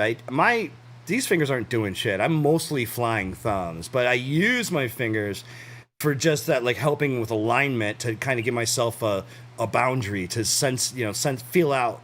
Like I just know it helps me, gives me like spatial relationship, I guess. But having the high tension also forces me to come back to a centered place. With sloppy shit, I'm the same way. I'd be off. Just doesn't feel quite right. No, I started doing that with because I started flying 3D helis before I flew same quads, and that was the same. I mean, if you're doing something that's like you got to be dead stick, or else you're probably going into like the ground or a tree or somebody's face. Yeah, so it's the same thing. It's exactly the same. That's the scariest thing to be around. Hey, keeping this G rated here, bud. Well, dude, when I was on tour I was in Europe and I was flying choppers, and one of the horn players, the sax player, Harold Todd, shout out to Harold Todd. We were on tour with Lenny Kravitz, and we were flying choppers, and we were talking about, like, Gravy got the opportunity to fly a little bit in Fenway Park. Hope I can say that, Gravy, but we won't say why. But Gravy got the opportunity to fly there. Yeah. And we were just talking about it. It reminded me, though, I got to fly in all sorts of venues all over the world, but they were helis at the time. And I'm like, and I quit touring prior to getting into quads, and like now I'm kind of like, fuck, why'd you quit touring? You could be rocking like Madison Square Garden with a 5-inch during fucking sound check, dude. Like, but having said that, funny story, talking about that, Harold wanted to show off some chicks and fired up the chopper and fucking whacked himself square in the nuts. Square in the nuts. It hit his leg, dude. Like left. Thankfully he didn't cut himself. He hadn't gotten up to speed, and I was about to say, he wasn't idled up. He was literally just trying to take off, and it just fucking went whoop right into his fucking nuts. Oh my god! I was like, dude, that's karma biting you in the ass. You're lucky. Yeah, I ran over to check on him, and he just had a giant welt basically across his shit in like his leg. Yes, but same thing. Like, you know, I don't know. For me, that's where I learned. Like, I want to have precision. I want precision in my stick feel because of just like what Gravy said, that return to center. Knowing you're coming back when you're knowing you are where you are. Translates over, Andy, like we were talking. Oops, sorry, man. Oh no, go ahead. Like I was gonna say, it translates over to like I fly a lot of like heavy lift stuff. Like I'm a lead pilot flying Alta X or flying an Alta X with a team, and it's like you need to go back to dead stick like real quick. Like if they want you to stop, you gotta stop, and you need to know where that is. So it definitely translated over. Absolutely. No, Andy, you're flying the new one? The new Alta? He's running the Alta. Yeah. Oh yeah. Oh. Yeah. Come on up. Hey, come on up, man. Yeah. Boston's not I've too heard far. like crazy stuff about that, like the top speed and the flight times, and oh man. Yeah. How fast does that thing go? On time. Okay. Yeah, how kind of stopped looking at how fast I'm like trying to get the shot and I'm watching voltage. yeah. Yeah. Trying not to hit anything. It hauls ass. Like I flew it up the Charles River a couple weeks ago, and there were like at least 100 people in a park wearing masks with their kids, and I'm trying to land, and this thing's got 33-inch props, and it's just sandblasting an entire crowd of people, and they clapped when I landed, and I'm like, I'm sitting there, and I bring the goggles up, and I'm like, what did I do? I'm like, oh, Wait, you're get so flying used at to it. 100% FPV? Mm-hmm. Oh, I fly at both. I my fly depending on the shot. I fly at line of sight, or I mean, if you're like going under a bridge, you're doing something like that. God, 33-inch props. Did I hear that right? Yeah. Whoa. Holy fuck. And that's What are you running fun. for the it's FPV system? 95 it's 95 kilometers per hour. What is that, miles per hour? I gotta do the damn math. It's about 70 or 80. 67. No, it's 60, 70 50, with the 50, payload. 59. 95 kilometers per hour is 59. So you're doing a good 60 or so. With payload? Yeah, around I've heard it. with payload. I've heard people say they've gotten up to 80. Yeah. Probably with a full Yeah. Moby and a cinema cam. See, that's the thing. So my approach right now is, in the 10-inch stuff, and Gravy and I set up a 10-inch Bandolero where he's lugging around a camera. What did you have on that again? It's an A7 III with a 50 prime. He's running an A7 III on top of Bandolero 10-inch running 6S, right? Yep. 6S, yeah. For now. But the ESCs are rated for up to 12S, right? ESCs and PDB. Yeah, they're the APD 120s. And yeah. so you just have to KV down the motors to make that switch. Yeah. And yeah, I mean, and have you had any issues carrying that camera? Would you say that was about 2.5 pounds? Yeah, I think it was 2.1 pounds with everything. And what do you reckon your top speed is with that rig? We gotta find out. So put it this way: my up tilt on the FPV cam was more than I had for the sled for the camera. So we're gonna test that out a little bit more. So that's my point. I was kind of leading into is like, I'm going nuts right now. I mean, you saw the box frame, Andy? Have you seen that box frame that we've been messing with? No, which one? This thing that. I've The 750 gram box racer. This is more of a racing platform. Okay. But I mean, this is the most insane thing that I've ever actually flown as it stands right now. I'm running 8S on it. It weighs 750 grams. And I'm swinging I'm swinging 740 kV 10-inch on 3115s. So it's bananas. And then I've been speaking with a lot of the guys that are doing wingsuit chasing, like Jean, and looking for platforms that can go 100 plus comfortably. I don't have a true guesstimate on this. I need to bench this. I will tell you that like on my stand-in 10-inch, I'm hitting easy 115 or more. So like if you're chasing a wingsuit guy, where are you flying from? Those guys, where's Jan? Get him in the chat. From the bottom of the mountain. He is, Are you? I think Are these guys coming off a mountain, or are they jumping out of a plane? they're coming off a mountain. Off a mountain. Oh, okay. Yeah. Yeah, not parachute. If they're coming out of a plane, I want to know if you're in the plane or on the ground. Right. No, it would be interesting. Actually, I don't know. These guys are I following. want to see somebody do that. Westside I might do still that be in the myself. chat, so he might be able to chime in. But I'm not sure if they're bottom or top. I think they started up to the top. Right. I'm not sure. I imagine so. But You might fly it up and fly it back I should down. give away secrets. I'll let them, we'll let them chime in. I'll let them But talk. I mean, Yeah. I just my point is like it's really interesting again to see and I'd be curious. I'm just curious if you had any aspirations of building anything larger and faster, because for really high speed stuff like chasing dragsters or high acceleration, high speed and things of that nature, or wingsuiters, things like that. You want to have that speed at that point. And, my aspiration before I lost all my work this year was to build a 12S 10-inch that I could carry a Black Magic on. and with a decent lens but I love the footprint because this is not that big. All right, this is not that big, Right. and I mean, of course, I would do something a little larger to accommodate the camera, but at the end of the day, lighter but stronger. Just I'm really trying to push thrust to weight, and I'm fortunate. I've had a couple of my friends that also design frames that throwing it out there, like, let me know what you need. But I really do want to push that platform. I haven't seen anybody build a really light, compact 12S 10-inch that could lug something like that comfortably, and hit that. But my ballpark guess is I'm gonna put a GPS on this. I'm gonna get some good numbers, but my ballpark is I'm definitely over 120 on that box. Easy, like way easy. It's way faster than my other 10s that are running 6S.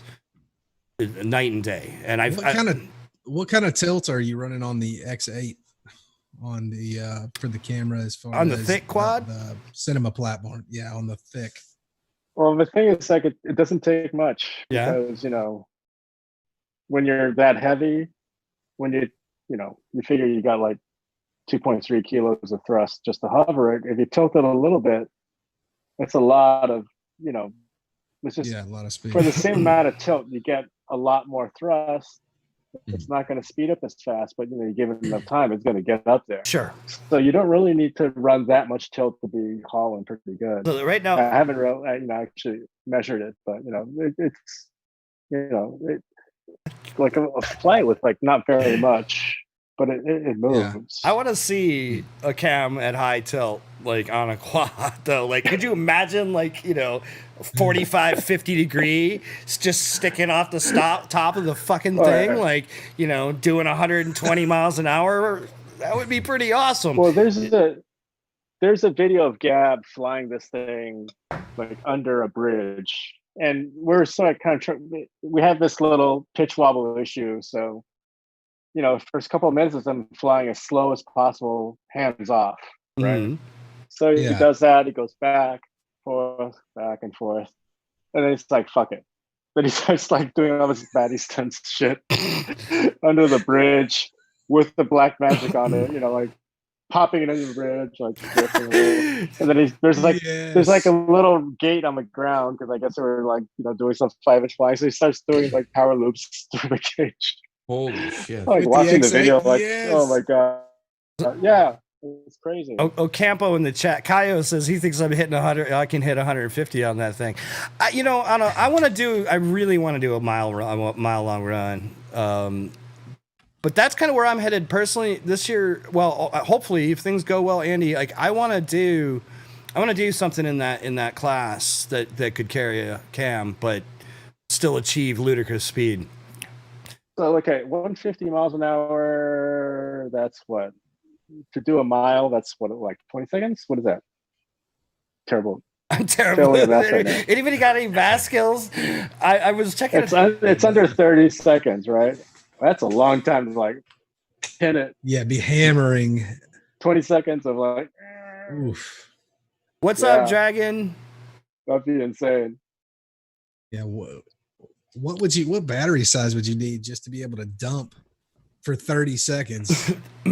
What's even 20? Large. 20 seconds is a long time.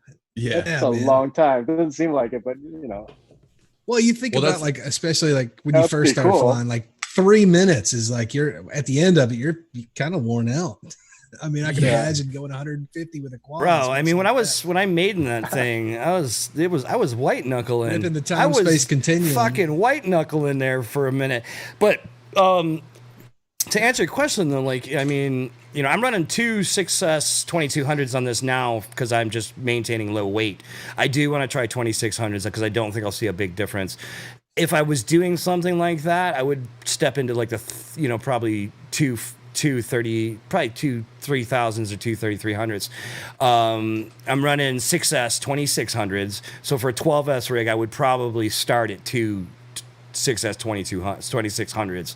That would probably be where I started, and then I might look at like 3300s or something like that for something where I know I really want to be able to just haul ass, because I'm not pulling ludicrous amps, though. You have to bear that in mind. You know, when I push, like, Andy, did you see this one? That's the crazy. I threw the stupid Fusion on my 10-inch randomly one day.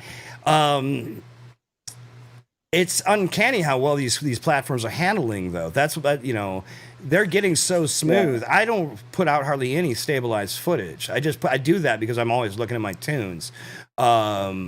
You know, but for the guys that do want to throw on a little hyper smooth, a real steady, man, you're in great shape.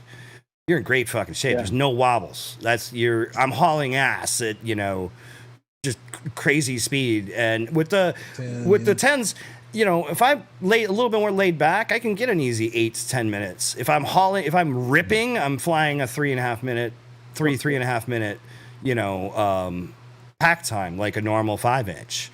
I'm building these quads based on, it's just like a 5-inch, but it's twice the size, effectively. So like where I would fly a 1200 milliamp pack on a 5-inch, I'm now flying 2500 or 2200, somewhere in that ballpark, trying to basically double the capacities and keeping it all in that mindset.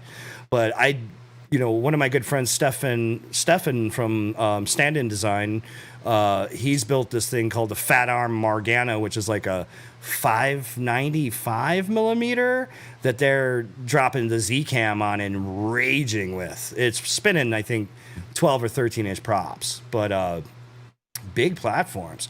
And these guys are out shooting fucking aircraft carriers and shit. Like, it's really crazy. Wow. Yeah, you know.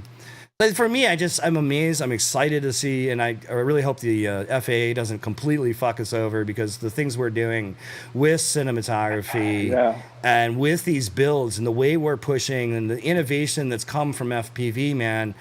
If we didn't exist, I don't know that some of this stuff would have happened. You know what I mean? Yeah. It'd probably just taken a lot longer for it to, or just suck.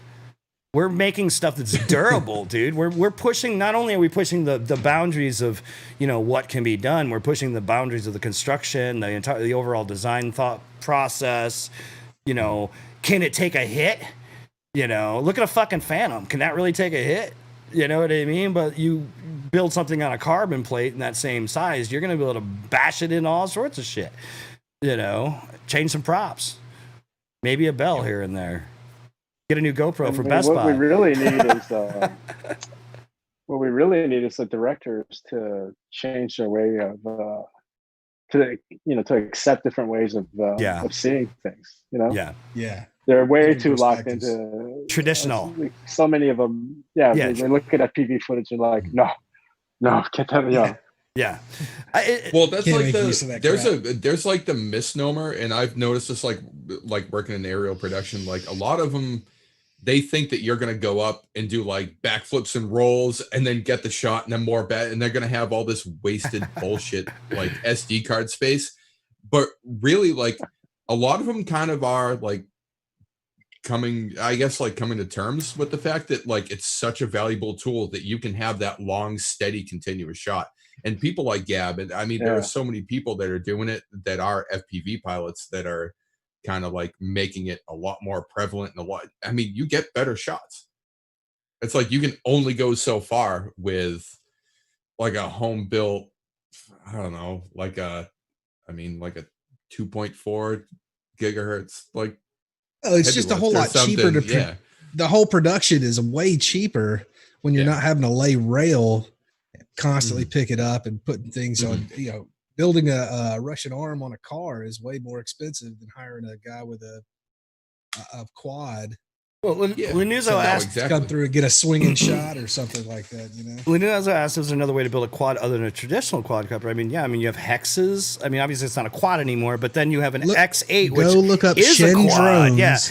Have you heard about ShenDrones.com, Linuzo? Go read Andy's blogs, because Andy's blogs are amazing, and the link is in the description. If you want to understand and see a little bit of his thought process and the challenges he's encountered as he's created these craft, he's done an amazing job of documenting his thoughts and successes and failures and all of that on his website. And I highly recommend you guys spend some time and check it out. Check that out, yeah. A lot of Check out the failures. Gordo. A lot of failures. Failure is clutch, man. You gotta fail. Yep. You gotta fail, right? It's the only way you're gonna really learn. You know, You got to know your limits. You got to figure out where those barriers are. especially when you're hurtling black magic cams at God knows how fast throughout the air. You know, I mean, Yeah. you know, like I said, trusting your gear is a huge thing. Is a huge part of it. You know, and Yeah. and knowing your limits, knowing when that shit's gonna start coming unglued because you're going 170 miles an hour or whatever. You know, I don't know. That was a setup for you Now, guys. Andy, so like, oh, go ahead. Andy, Go is ShenDrones your only gig? Yeah, now it is. Yeah. awesome. That's awesome, man. How long have you been doing that? I don't know, 3 or 4 years. I was a photographer before, Mm-hmm. Mhm. and I thought that was a great job because I was a freelancer. Is that how you met Clint? And then no, I met Clint through drones. Yeah, But we have mutual friends, same. in photography. But I started messing around with the frames, and then at some point it started making more money than the photography. And then I Photography. realized, like, with this, I'm really my own boss. Right. 'Cause even though I was a freelancer as a photographer, I still have to answer to an art director, and then, like, a lot of the time, don't really respect them that much. Yeah. It's how still, that like, works. frustrating. So it's like, wow, no, I'm not really, really my own boss now, and I enjoy it a whole lot more. I just love to work on design. It's amazing. That's awesome. Yeah, Yeah. it is. And did you think, again, like when you started just trying to shoot bicycles, like, bicycle races like that, you would end up 3D printing and learning all of that and learning this stuff, like the design stuff, and learning all the things that come with it now, like the technology side of it, making it work in the first place? Did you? Yeah, I mean, that's been really fun. Learning all this stuff. I mean, we're in this age where if you don't know something, you have no excuse anymore, Yeah. really, because whatever you want to learn, you can just go online and figure it Go out. download it. Yeah. So, a lot of the stuff, like learning CAD, and then, first I learned SketchUp, and that kind of, Yeah. I first designed frames in Illustrator in 2D and just kind of imagined it in 3D. And then I went to SketchUp, and I thought, oh, what a big jump that was. And then a friend of mine, Ryan Gurry of DRL, he kept pushing me, like, you gotta go to SolidWorks. You gotta do this. You have no idea. You gotta learn SolidWorks. And I'm like, I'm really comfortable with what I got. Mhm. So I, finally buckled down, and I swear to God, I had a headache for 3 months. It hurt so much. Yeah. When I was learning finally Rhino, clicked that's the in. way I felt. Yeah. When it finally clicked in, it was like, oh, it's like, I have godlike powers. Exactly. Yeah. Create all. Yeah. And have you done any collaboration with any other designers per se, or? My biggest collaborator, you could say, was probably Gab, but that's more like Gab tells me what he wants. Mm-hmm. Yeah. And he has great ideas, but mostly, it's like,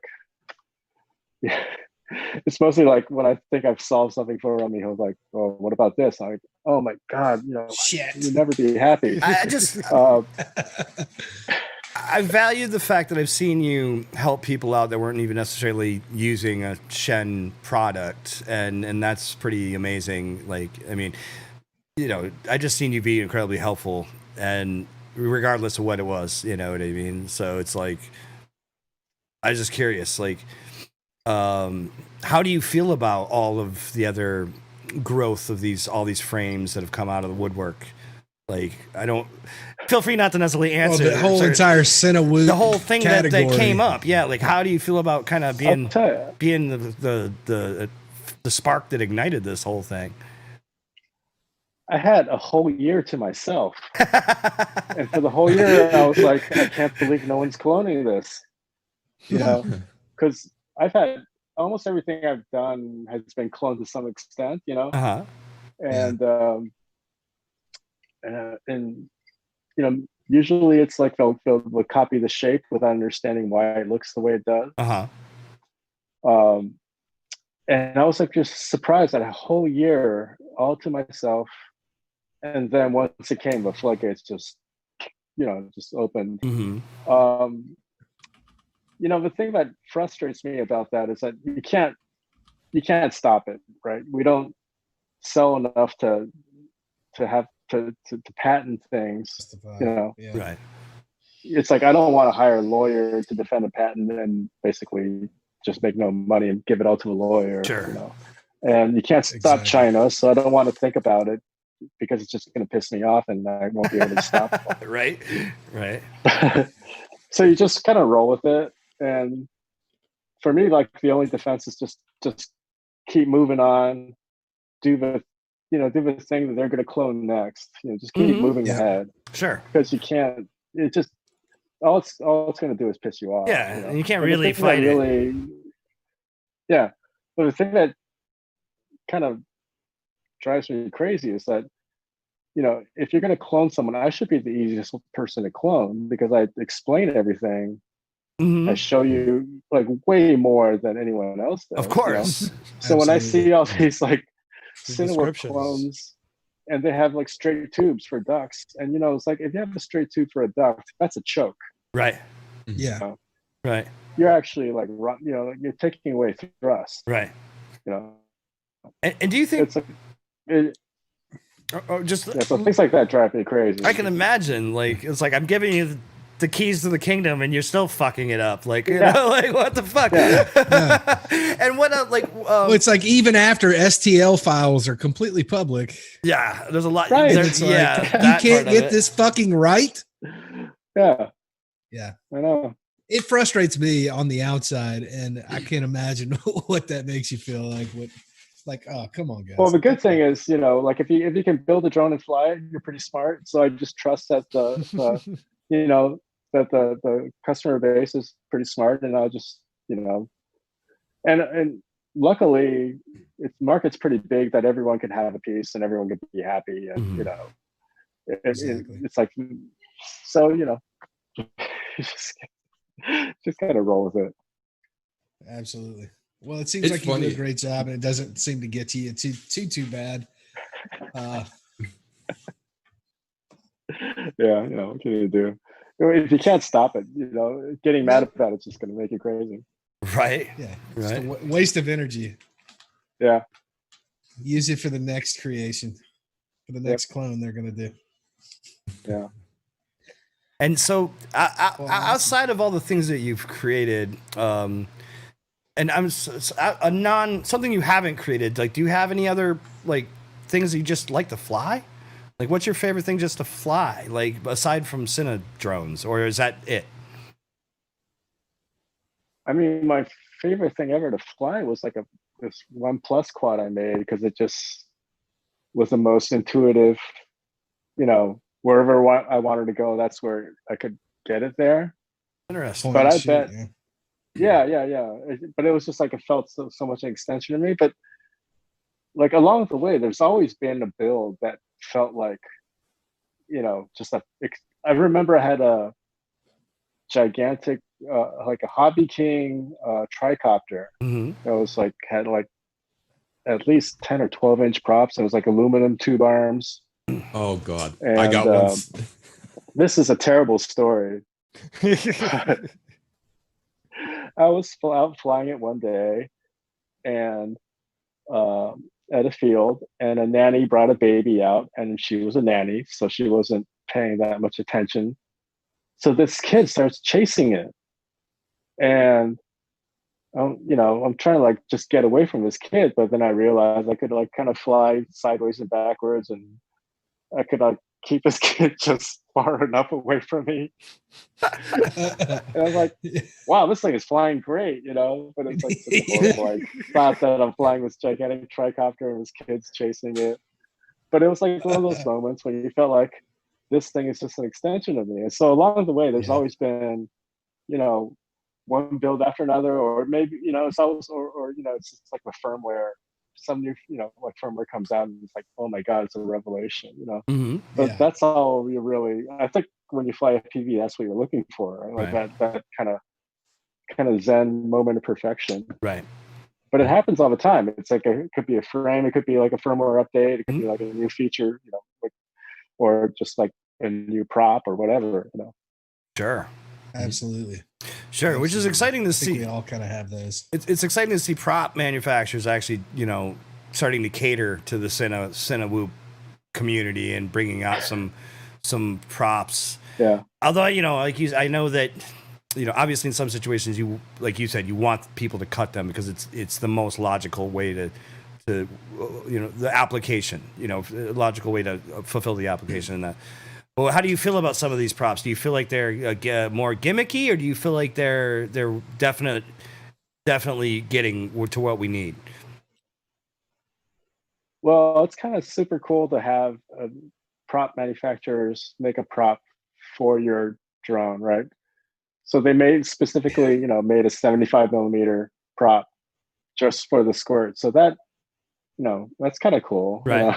Yeah, that's super cool. Like That's I'm gonna cool, like man. create a prop size, you know. Yeah. Right. I mean, as the builds get more and more powerful, that little tight tolerance is like less and less of a big deal. So, you know, like getting a prop that you don't have to cut is pretty cool, you know. And it's kind of cool that they're trying to like make them quieter. You know, the HQ one's kind of cool because it has kind of a rounded leading edge, so it doesn't dig in. You know, it's like cool stuff happening around it. So, you know, I'm totally okay with that. And I mean, I think because I see, you know, I was going to ask earlier, but I actually derailed.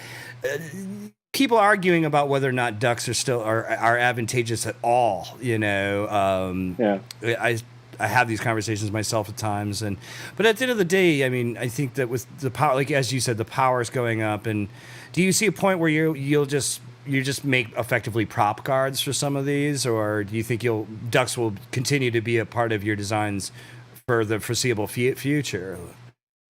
Can you say? I always think about a way to do the prop guard so super light, you know, but still like super enclosed. And so if I ever think of that, then I would definitely do that, but I haven't come up with it yet, you know. Right. I mean, the problem is like so many of the ducks out there are actually useless, or you know, worse than useless, right? Right. But I mean, it's like people. I don't even really want to argue with it because I've made the mistake of engaging people with it, and it's like, okay, here's data, and they won't believe me, and then it's like at that point, it's like, what are you gonna do? Right? I can't really. Yeah, I can't. It's really bubble talk anymore. syndrome. It's like flat earthers. Yeah. So that's a polarization. I mean, for this guy, you know, it's like a 4-inch quad, and it's 2.3 kilos all up, right? So, you know, you can say it doesn't do anything, but obviously it shouldn't be able to fly, you know, otherwise. So. And how are you with tuning? It definitely does something. It's like, how are you with tuning? So, you know, as you know, you bring in, you introduce ducks into the equation, and now your yaw authority differs.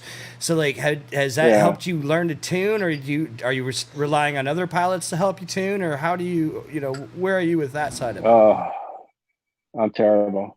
A lot of times I've been lucky. I've been lucky with, like, I can usually do what I want, you know, just like kind of messing with the stock tune, but I'm not an advanced tuner at all. And, you know, as things get more and more complicated, I have not been able to keep up. And so there's such as like parameters I just don't understand. So I have no problem admitting I'm not a master tuner. You got to come hang out with us in Highland when this clears up, and we'll hang out and tune. I'll tune some quads for you. Yeah, absolutely. Master tuners. What do you think about, like, all right, so, like, you know, Ethics recently released their Cine and which is very much, I think, a statement regarding the technology advancements and being able to start at least carrying a hero on a 3-inch, on a 6-inch, 6S platform, and they're only using guards. I mean, do you have any feeling about that future, or I mean, do you see the benefits of that maybe? Yeah, that's cool. Yeah. Yeah, no, it's totally cool. I mean, like people, like the people that are doing DK Scope Pros, that stuff is awesome. Like, a lot of guys were like pushing me, like, like, help them out, design a frame, and like, I did all this research. It's like I got nothing to contribute. Like, you guys are doing cool stuff, but I, with the little ones, you have manufacturing processes that you can't do on a small scale. Like I'm not gonna like deal with molding and stuff like that. So, but it's like, it's great stuff. All the power, more power to you. But I wish I could contribute to it, but I can't. Like I don't want to like make one thing in every category just to get a piece of the pie. Because like sometimes it's like I have nothing to contribute to this. So, it's fine. That's it's amazing. Totally okay. I mean, that's no, I respect the shit out of that. Yeah. Too many people don't do that. They just, again, like you said, try to get a piece of the pie, and they're not adding or trying to add. Yeah. It's just like they see something sells well, like let's make our version of it and put it out there. It's like, what are you you're advancing the science of it at all? Yeah. And correct me if I'm wrong. I mean, I see lots of cool things I just have no cool ideas for. Yeah. It's like exactly. I think about them, but like if I have nothing to add, I'm not going to add anything. Have you contributed open source, like the nutmeg? Didn't you put all of the STLs? Like you could pretty much make your whole nutmeg. Wasn't that open source? I did it first, and then people were like what happened was, I know what happened. My carbon guy wrote me. It's like, hey, someone like put in an order for one of your frames. Oh, so I was like, okay, let's take that offline. It's like, like if you can't play nice, you can't have nice things. So well, no, because like when you were working on the nutmeg, I printed my own frame, and then I came and purchased carbon later on. I just wanted a carbon to go with it, and I think that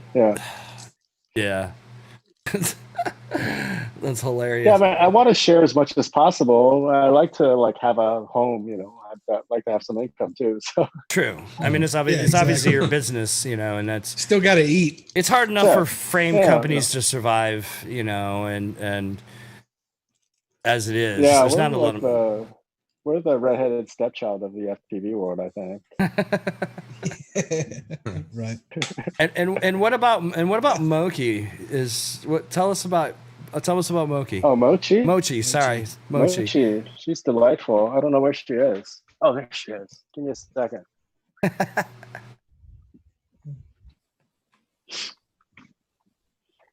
Speaking of dogs on the show, I see. Edwin, man, I got there with you. Got my buddy over here.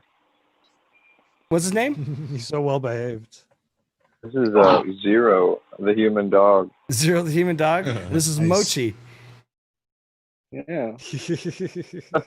I think Zero's like half corgi and like half pit or something. 'Cause he's just like me. Oh. Lanusa was asking if you feel like delivery drones are going to become a big thing in the near future in urban areas. Nah. Oh. I can't. Definitely not New York. Could you? I I can't see that. I can't see anybody being super cool with that. I'd Dude, like to one see, Shoot him one down. crash, it's over. Yeah. I'd like to see drones like deliver like an organ Yeah. to a hospital. exactly. Absolutely. Specialized, yeah. Absolutely. Yeah. And I mean, and as you've, shall we say, you had a little adventure outside your apartment, flying in the urban area, like, how do you feel about that? Does it make you nervous, or does it like, do you not really, does it bother you? Oh yeah, it's super sketchy. I don't really kind of, not like really advocate it or anything. You know? Yeah. It's like more born out of desperation. Right. So yeah, don't do that. Kids. That's why we got to fly little ones like this. Yeah. Exactly. Yeah, and I think it'll be Keeps the interesting. Y'all need to micro come down to alive. Florida, man. Yeah, we do. Yep. That's already. We do. Yeah, we've already. We really- I we think we really do. established that every show. Pretty much. When we watch videos, we just get We're like, reminded. God yeah, damn we these should've- Florida should guys. move to Florida. Fuck. Yeah, these guys are crazy. So I think that, Andy, thank you. I think that we're. Florida's like the capital of FPV, isn't it? Isn't pretty Florida much. like the capital It of might FPV? as well Yeah. be. I mean, well, if you now watch it any is. of the new videos, Ever since Rotor Riot moved here, it's now the capital of FPV, right? yeah, it used to be Yeah, you got Detroit, like a ton right? of companies. Who's Rotor Riot? Who's Rotor Riot? Rotor Riot, Jinx. like Race Day, Get FPV. Who else is down there? Yeah, they're all Yeah. based Yeah, on right that. Get there. FPV. Yeah. My FPV There's one in store. My Orlando. FPV store. My FPV store. My FPV. Who's the one that does the race every year, like the T-Motor race? Like, Oh, yeah. I don't remember. Oh, OAS or something like We that. have a lot of This is Florida, multi-GP too, chapters right? around here. That's true. Kyle says he's down. Let him And buy a you're- car first. Yeah, buy a car, bro. Road trip. Whoop whoop. I will go to Florida. I'm Excuse wearing me. my helmet in the car if Kyle's driving. I seen how that guy flies. Helmet. I'm wearing earplugs. Fuck. I'm just playing. Fucking hell. Tornado girl so Tech alive. will drive there So I think alone. I'm just putting it And I out think there. Gravy had to We leave are as at the 2-hour mark, and yeah. So if anybody needs to leave, and Andy, thank you for being here tonight. And I don't know if you want to hang out. We might play a couple videos really quick, and maybe we'll play one or two and then wrap. You can stay or we can call it. I don't care. I'm going with team voting. I'm gonna I make like, gotta check out, and I've like kept the family quiet. For That's too long. fair enough. That's absolutely. Well, I understand. Thank brother. you Chad, so much. Chad, I gotta get you one of these guys. Hell because yeah. I know it's right in Yes. the wheelhouse. Oh, All right? yeah. So we got to make that happen, and Absolutely. we're gonna hang out and fly. Awesome, and I'm thank you. closest, right? You need to go visit all you Absolutely. guys in New York, man. Absolutely, brother. we definitely need to, and I think that sanity break. There's a lot of bad things in the world at the moment, and I think that we all need to get out there and get away from it all for a second because it's a tough situation all around. Obviously, currently, not to bring us down, but I'm definitely pro. It's tough. Thankfully, Cement Kid has come through and scooped us up a couple times. It took us out to like Pilgrim Psych Center. Gravy and I have been talking about trying to do a meetup at some point. Hopefully, when the simmer's down, we can link and maybe you should come out to Pilgrim actually, Andy. And if you've never been out there, that's a Yeah, let's hook up, and Yeah. if it's bikeable, I'll be there. Brentwood, I believe. what was that? I'll drive the I taxi. got to get The up to Pilgrim. Brentwood. Brentwood? I don't even know. Yeah, isn't that what Pilgrim is? I believe that's the. I just have it hearted on my Google Maps. That's all I know. That's what that matters. It's just like, hey, Yeah, we you need to guys go can here. you guys can find a central. You guys can find a central location, and I'll wake up at like 5 and just start driving. I told you. See, I told her Gravy's got to come in, fucking hang out. I got an extra fucking room. He can crash out. Fucking, we'll get up early, group up, fucking head out, have a day of it. I'll make breakfast. Oh my God, dude, we got a chef. Did you know, Andy, that Vince is a chef? Oh, I used to be a chef. Now I push paper. But he's still. Except all this dude eats is like microwave burritos. Yeah, he eats every time we pizzas and see him. burritos, but he's a chef. I was like, Those burritos are homemade. Thank you very much. He's got a it's the secret freaking Mexican. apocalypse. Do you know how many he's got a beans I secret bought? Mexican that cheese recipe. Yeah. what is? Let me just look here. Me and Bill are trading carne asada recipes and stuff. Oh yeah. My taco game is getting Ooh. raised. That's how you know it's serious. Yeah. Instead of talking frames with Bill, we talk food. How are you doing on? How are you doing on supplies? Well, you went recently, didn't you? I just went yesterday. I got some more beans and rice because it's inexpensive and I can keep it forever even if I don't eat it. But yeah, I mean, I've I got a whole pie, a whole pizza pie today. I've been doing like, cause you know the pizza place is probably hurting a little bit. I haven't So had I'll a just pizza. buy- I haven't had. Definitely support your local businesses, everybody. I haven't had Yeah. a delivery There's not pizza places in open around here. months, dude. Places open. Months. Get on that. So That sad. no contact delivery, bud.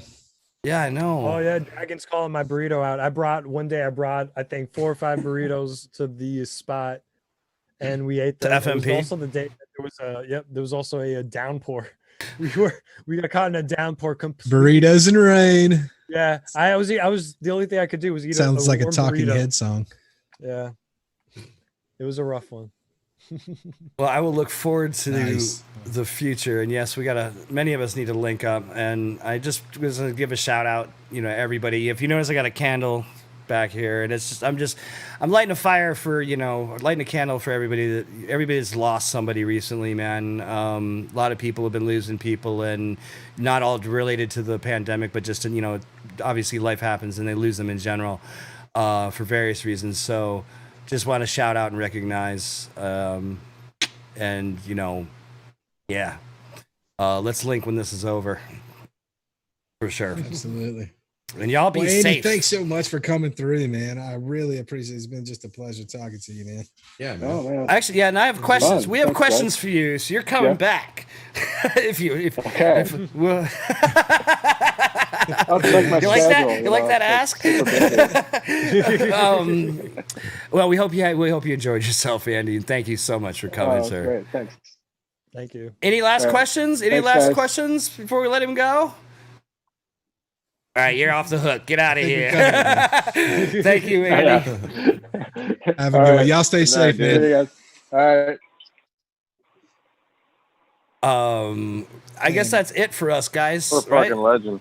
He is a legend. So now let's play a couple videos. You want man. to? I think Gravy might have to I go. wanna see some- Okay. All right. Cool. Yeah, I have Tap to out, dip brother. out. The late- Okay. I'm gonna have to.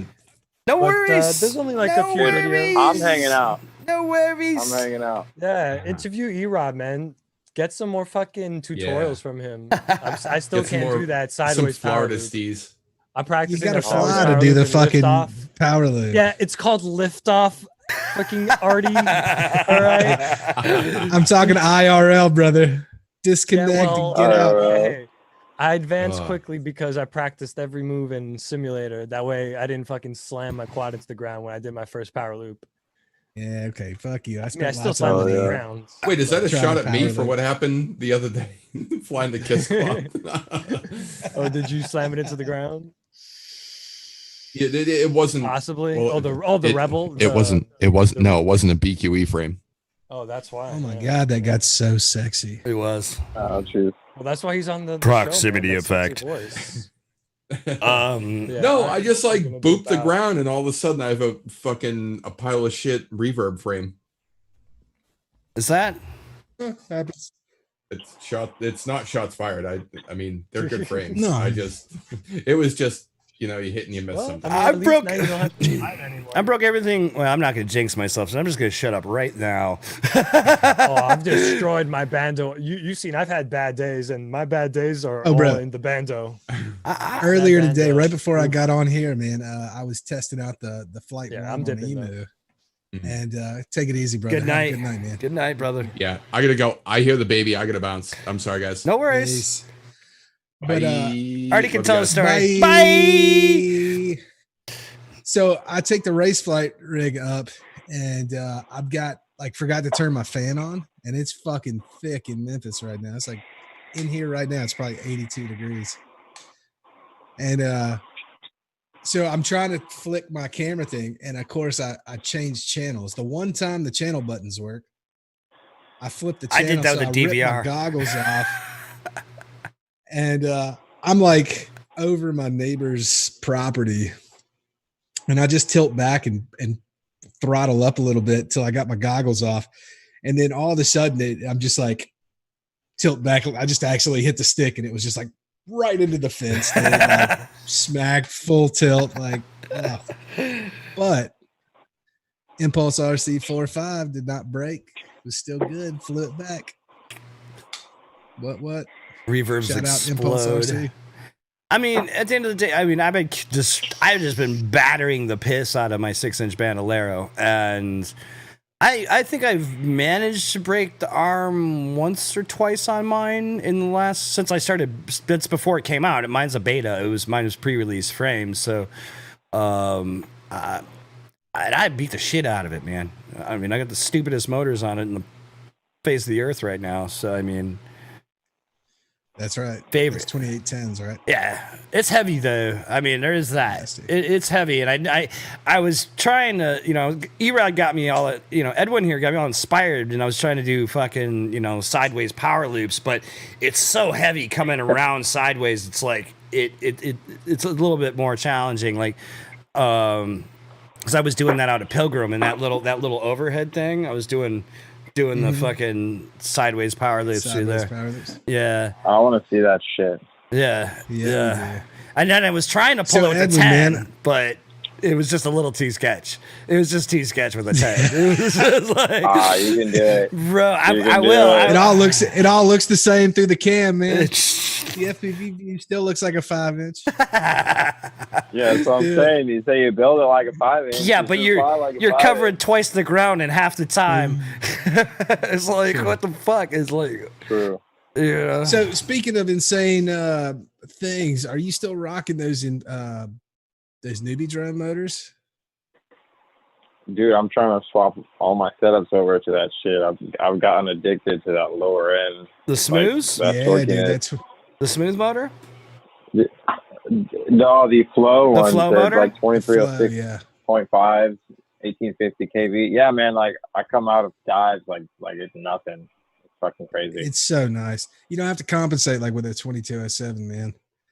Yeah, you just like barely blip the shit and you're like, bam, no ground. Like, that's fine. That's why I'm all about them 2306s, man. That's why I'm all about the 2810s. Good God. I don't need to stop a truck. I just need to stop my 5-inch. When I flip the throttle, I just stop. When I go the other way. Yeah, I'm working on the fucking Apex right now with those motors, man. I'm like super excited to fly that thing. Oh, dude, I'm so jelly. I want to get a couple of Apex frames. I had my eye on it, dude. Since it came out, I've been looking at that shit. Just like, well, bro, I've been on the Alien 4.5 for 2 years. It's time. Well, I finally got Wendell to try a BQE. Have you heard about BQE.io?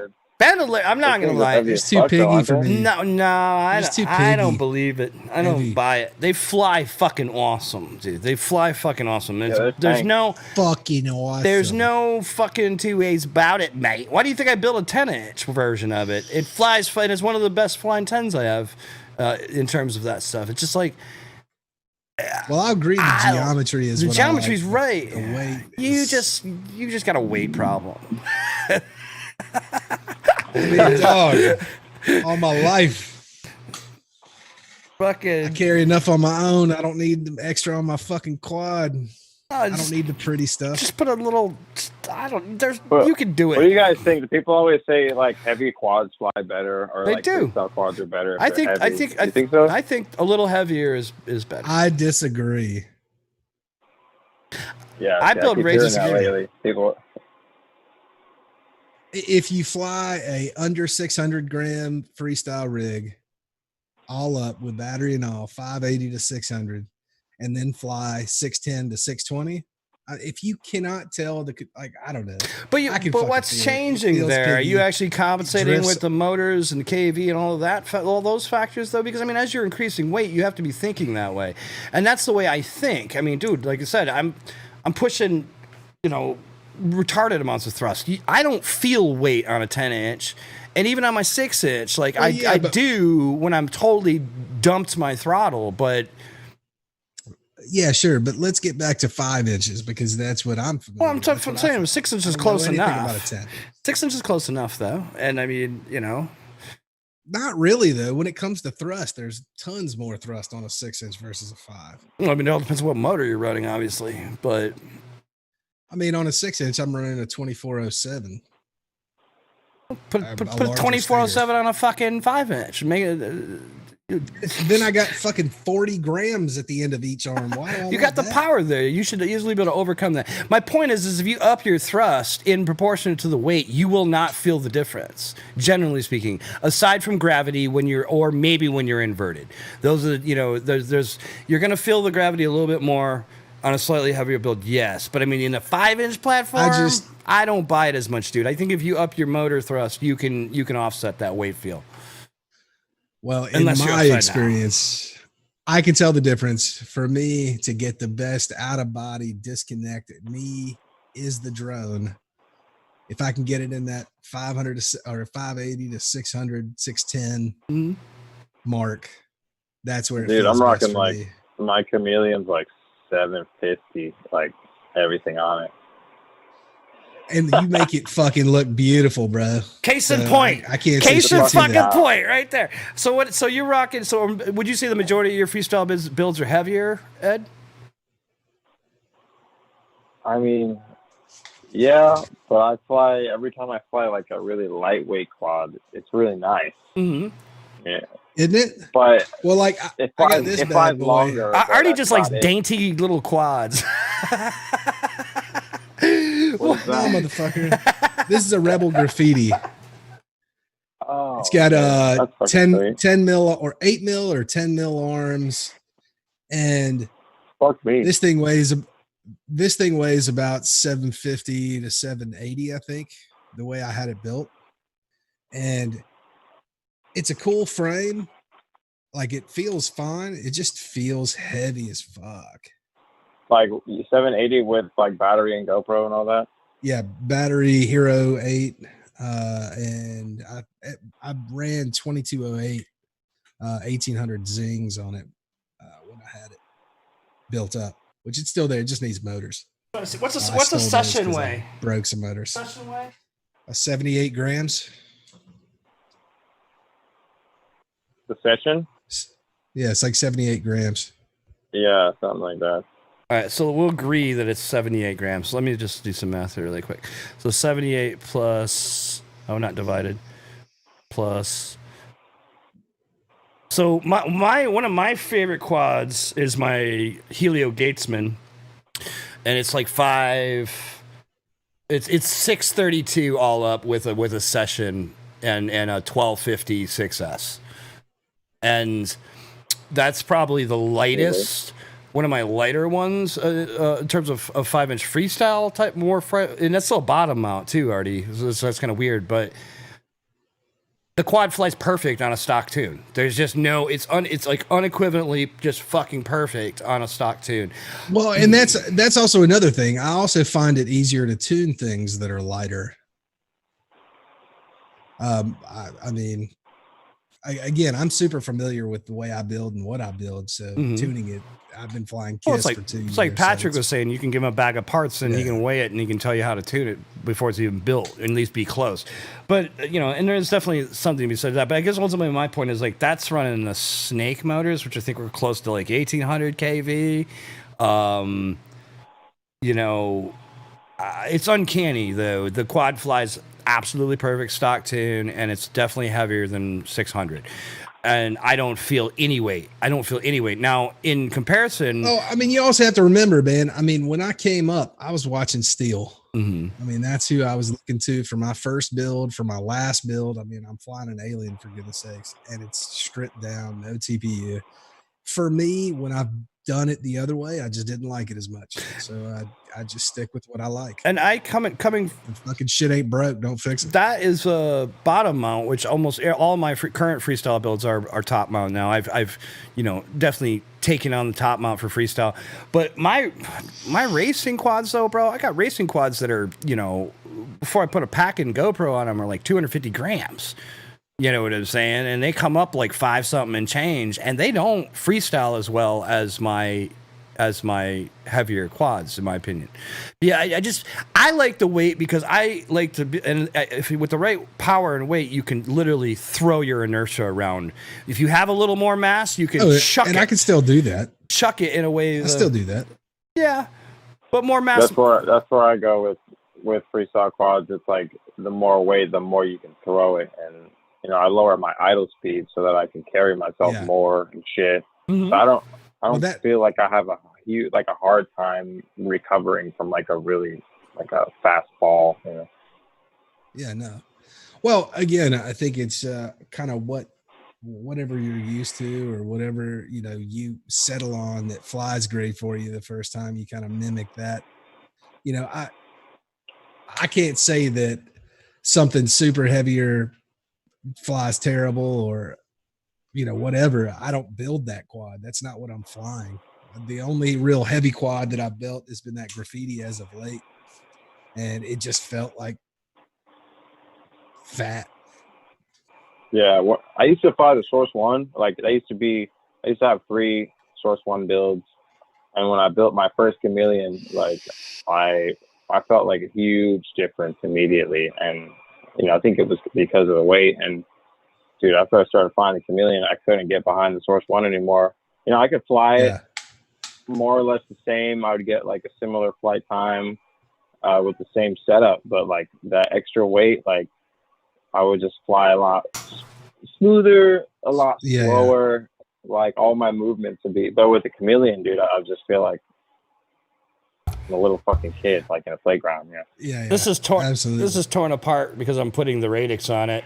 I'm taking my dude. This quad flies perfect. It has a helio on it. And I was really having second doubts.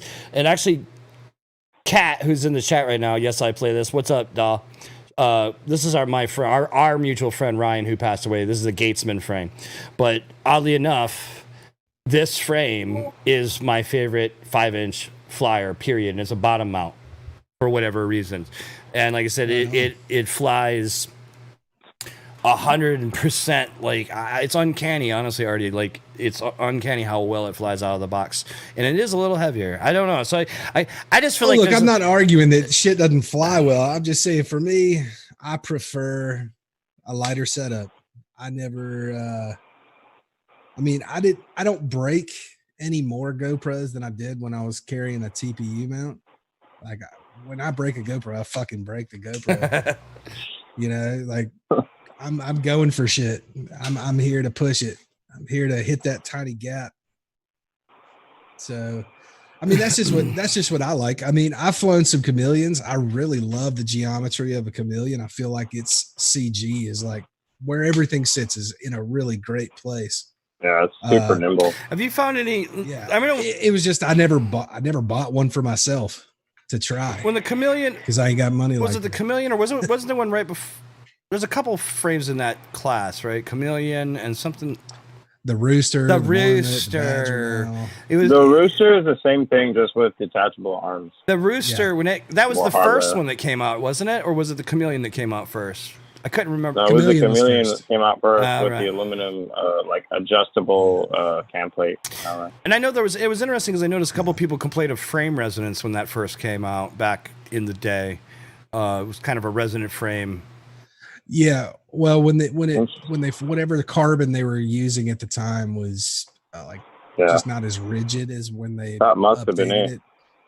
You feel like it's changed, or they changed? It definitely has. It definitely changed. Definitely has. Well, it was like a because the current ones are like super flexible. Yeah. Yeah, and I feel like that has a lot to do with the flight characteristics because like the Source One was like super rigid to me after I started flying the Chameleon, and I was like, wow, dude, there's like no prop wash. Like this thing can like just fucking rip out of the corner, and it just feels like you're, like just rubbing up against butter. And then with the more rigid frame, I felt a lot. Oh. Yeah. You pulled your headset out, I think. Hey man, we need to play a video. All right. Well, I have Sparks actually up and running, so let's go. Ready? All right, let's roll that. Roll. Okay, I'm playing a video. How long is it? You got 3 minutes and 3 seconds. Go. Fire up them torches, Elvis. Whose video is this? Sparks. Oh, Sparks? Yeah. Sparks FPV is my local dude. Oh, yeah. He's always flying in front of his house. Crazy motherfucker. Is Sparks in the chat?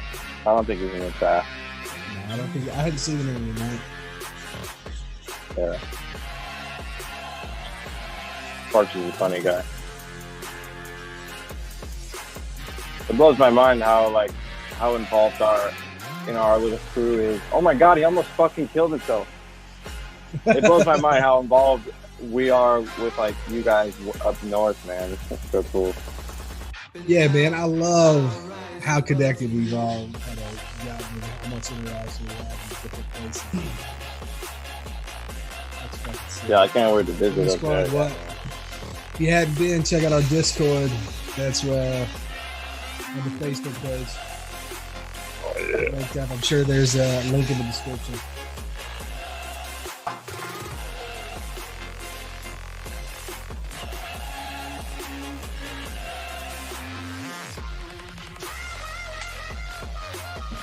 Sparks can put some music on that damn shit. Is there not any? I don't know. Did you mute audio or something? God damn it. Yeah, I'm with you, bro. That was a call. Hold on, I'm gonna go do There you that. go. There you go. That's some music. 3 seconds. There it is. You can never say what I have lost. You can never guess where I've been down. I can never break something that ain't wrong. Baby, come and chase what I haven't lost.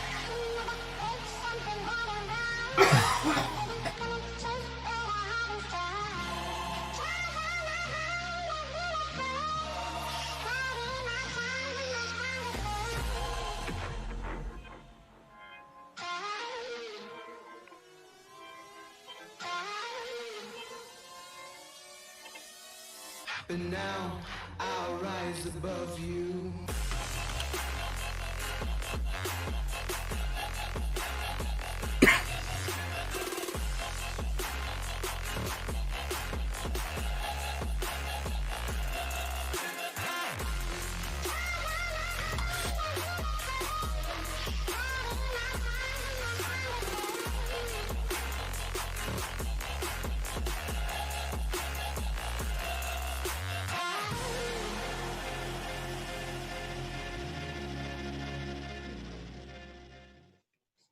We're gonna roll right into the next one.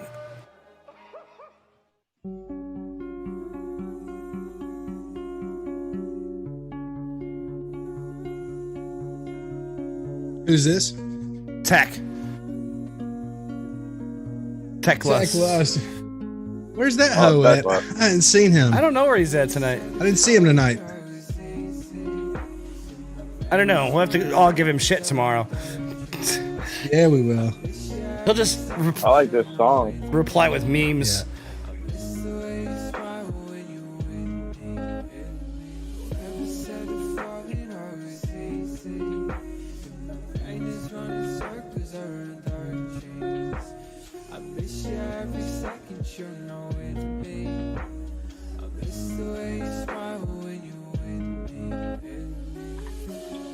Trade you for the world, even if we're always falling. It's harder when the clock hits 2 a.m. But someday we'll shine like before. I can't give up. I'm losing. It's cool to see everybody's progression, man. Since we did that contest, Oh yeah. so sick.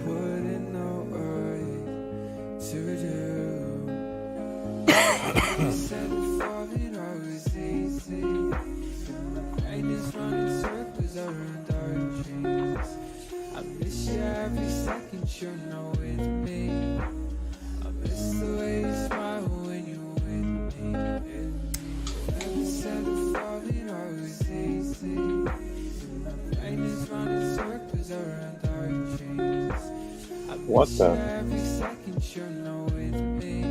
That looks like a fun place to skate, dude. Yeah, right.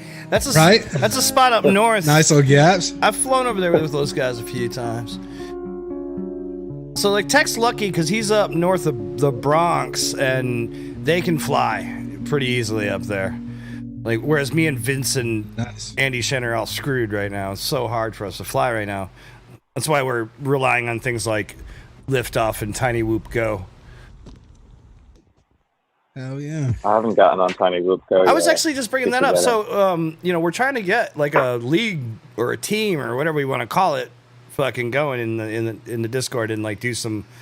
I'm just putting it out there. Actually, anybody's watching, we're trying to put together a little Cinewhoop Go team.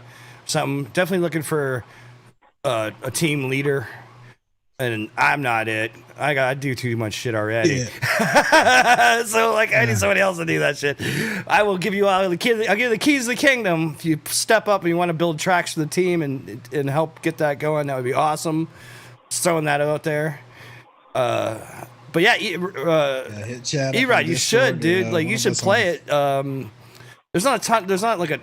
There's a pretty good selection of tracks. There's not a ton of environments. It's pretty cool, man, dude. Feels good. It's still pretty it's good. Fun, man. yeah. Yeah.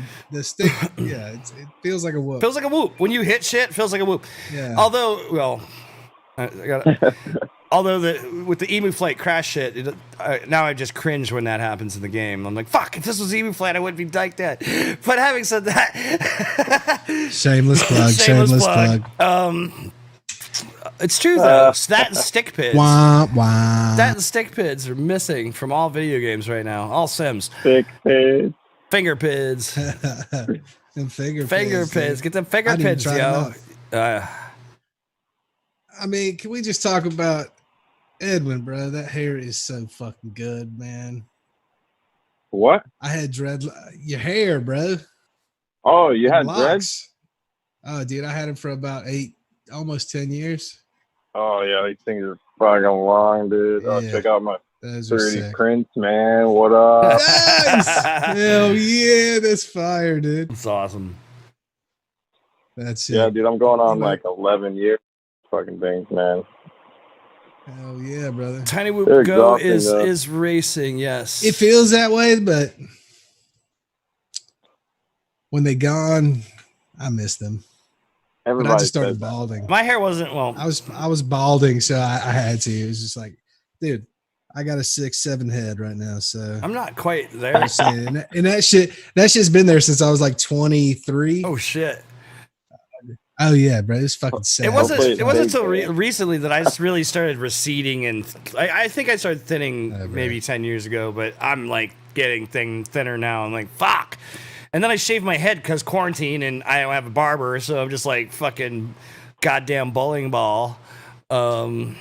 Pretty much. It's just easy, man. It is easy. That's what I loved about dreads, man. But for me, it was just easy. I used to have long hair, not quite as long as Edwin's here, but I would say somewhere at least a little, probably around half or more. And I was in South America, dude. And I was down there, and I think I made it. I made it about a week or so, man. And I'm like, fuck this bullshit. I was like, I couldn't deal with the hair. I just couldn't handle the hair anymore, and I just fucking shaved my head, and I haven't had long hair since. I see somebody in chat's asking where we can find your band's. He wants to know where your band's music is. Yeah, we haven't done any recording. We had a live radio session. Hold on, I'm gonna post it. Yeah, you should definitely post that shit in there. Let's see. I might have to make you a moderator. Here, hold on. I think I can do that. Yeah, make that. There you go. Make that happen. All right. Well, while he's doing that, who do we got next? Let's see here. ADHD FPV, and I got a link from you. Where is that, Artie? I saw that. I just didn't know where that is. Hold on, let me find it. Thank you.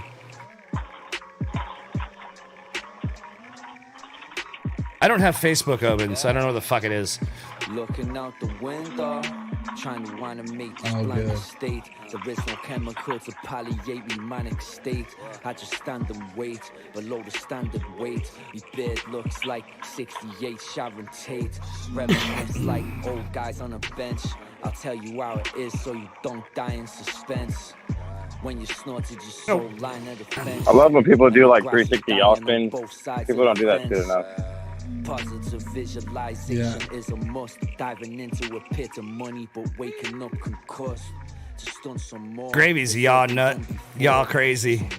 Y'all spin crazy. Yeah, boy. Inverted yaw spins, bro. Is this reckless? It says 80 HD FPV. I don't know. I didn't. Let me check. It might be. Oh, it's reckless. It almost It's looks reckless. like Is reckless good. is spot. Oh, okay. Yeah, it is. It's reckless. I don't know. I had to say, no. bro, when I saw that, it said ADHD FPV, and I was like, oh, who's that? Why am I subbed to this person? Oh I've never heard of? no! That's not what I wanted to do. Fuck. I was trying to find the playlist. There it is. It is reckless. Sorry. That's why I opened up have the playlist in another window now, because I'm just trying to play it through. Oh shit. He's gotten a lot better, man. He's been pushing hard, man, and he's got a good spot to fly and fucking push himself. Yeah. And he was pushing through winter, dude. That was fucking awesome. Yeah, that was sick. I did until Hey, dog, COVID. Until COVID hit, I did as well. I was flying 10 inches over in the park. Fucking on the days it wasn't completely freezing or raining or something. For sure. Dude, it sucks. Yeah, I bet. Got a little. I'll shut up. I look at everybody's fucking tune. Right. Does that just frustrate you? What? Watching footy? Yeah, you're just hypercritical of shit like the tune. Dude, I'm my worst. That's why do you think I don't put up videos? I'm so like my own worst critic, dude. Like so many levels. Me too, man. Like we had that. Gotta put it out there, man. We had that conversation that one night, you know, like fucking yeah, you do. I know. It is hard, dude. It's hard though, man. Like it's like every day I'm helping people and I'm fucking working on stuff, whether it be working on, my emu flight stuff or, a new design like GoPro mount thing, or it's just always fucking something. Yeah. For me, I guess. Oh, that's where your strength lies, man. Priority wise, I have in time, like I have to also try to have a life. Like some nights I want to sit and play video games and not do fucking anything. You know what I mean? Like it's right now. I'm just you have like to take that shit, bro. Yeah. Yeah, and so it's just like That too. I just have to priorities versus time versus having a little bit of whatever a life. It's like editing always seems to get pushed back for me. I need a what are they like a ghostwriter? I need a ghost editor. I just give them footy all day. Like do something with this.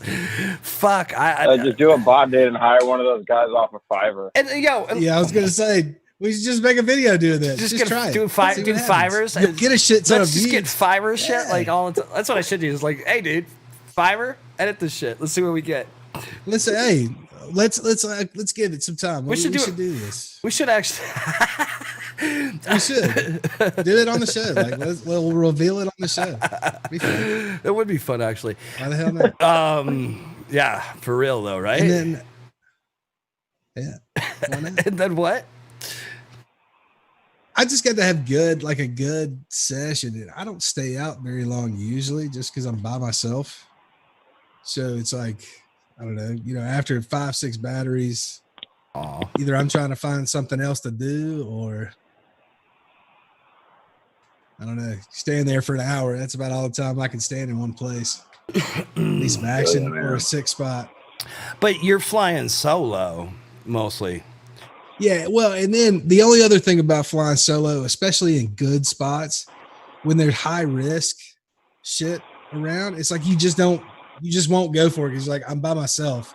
Let me try to climb this fucking building to get to this roof somehow. Yeah, it's like what ends up happening is I don't go as hard as I want to. So my day is like not as good as I want it to be. And then I get home and I'm like, yeah, this is worse than I felt like it was.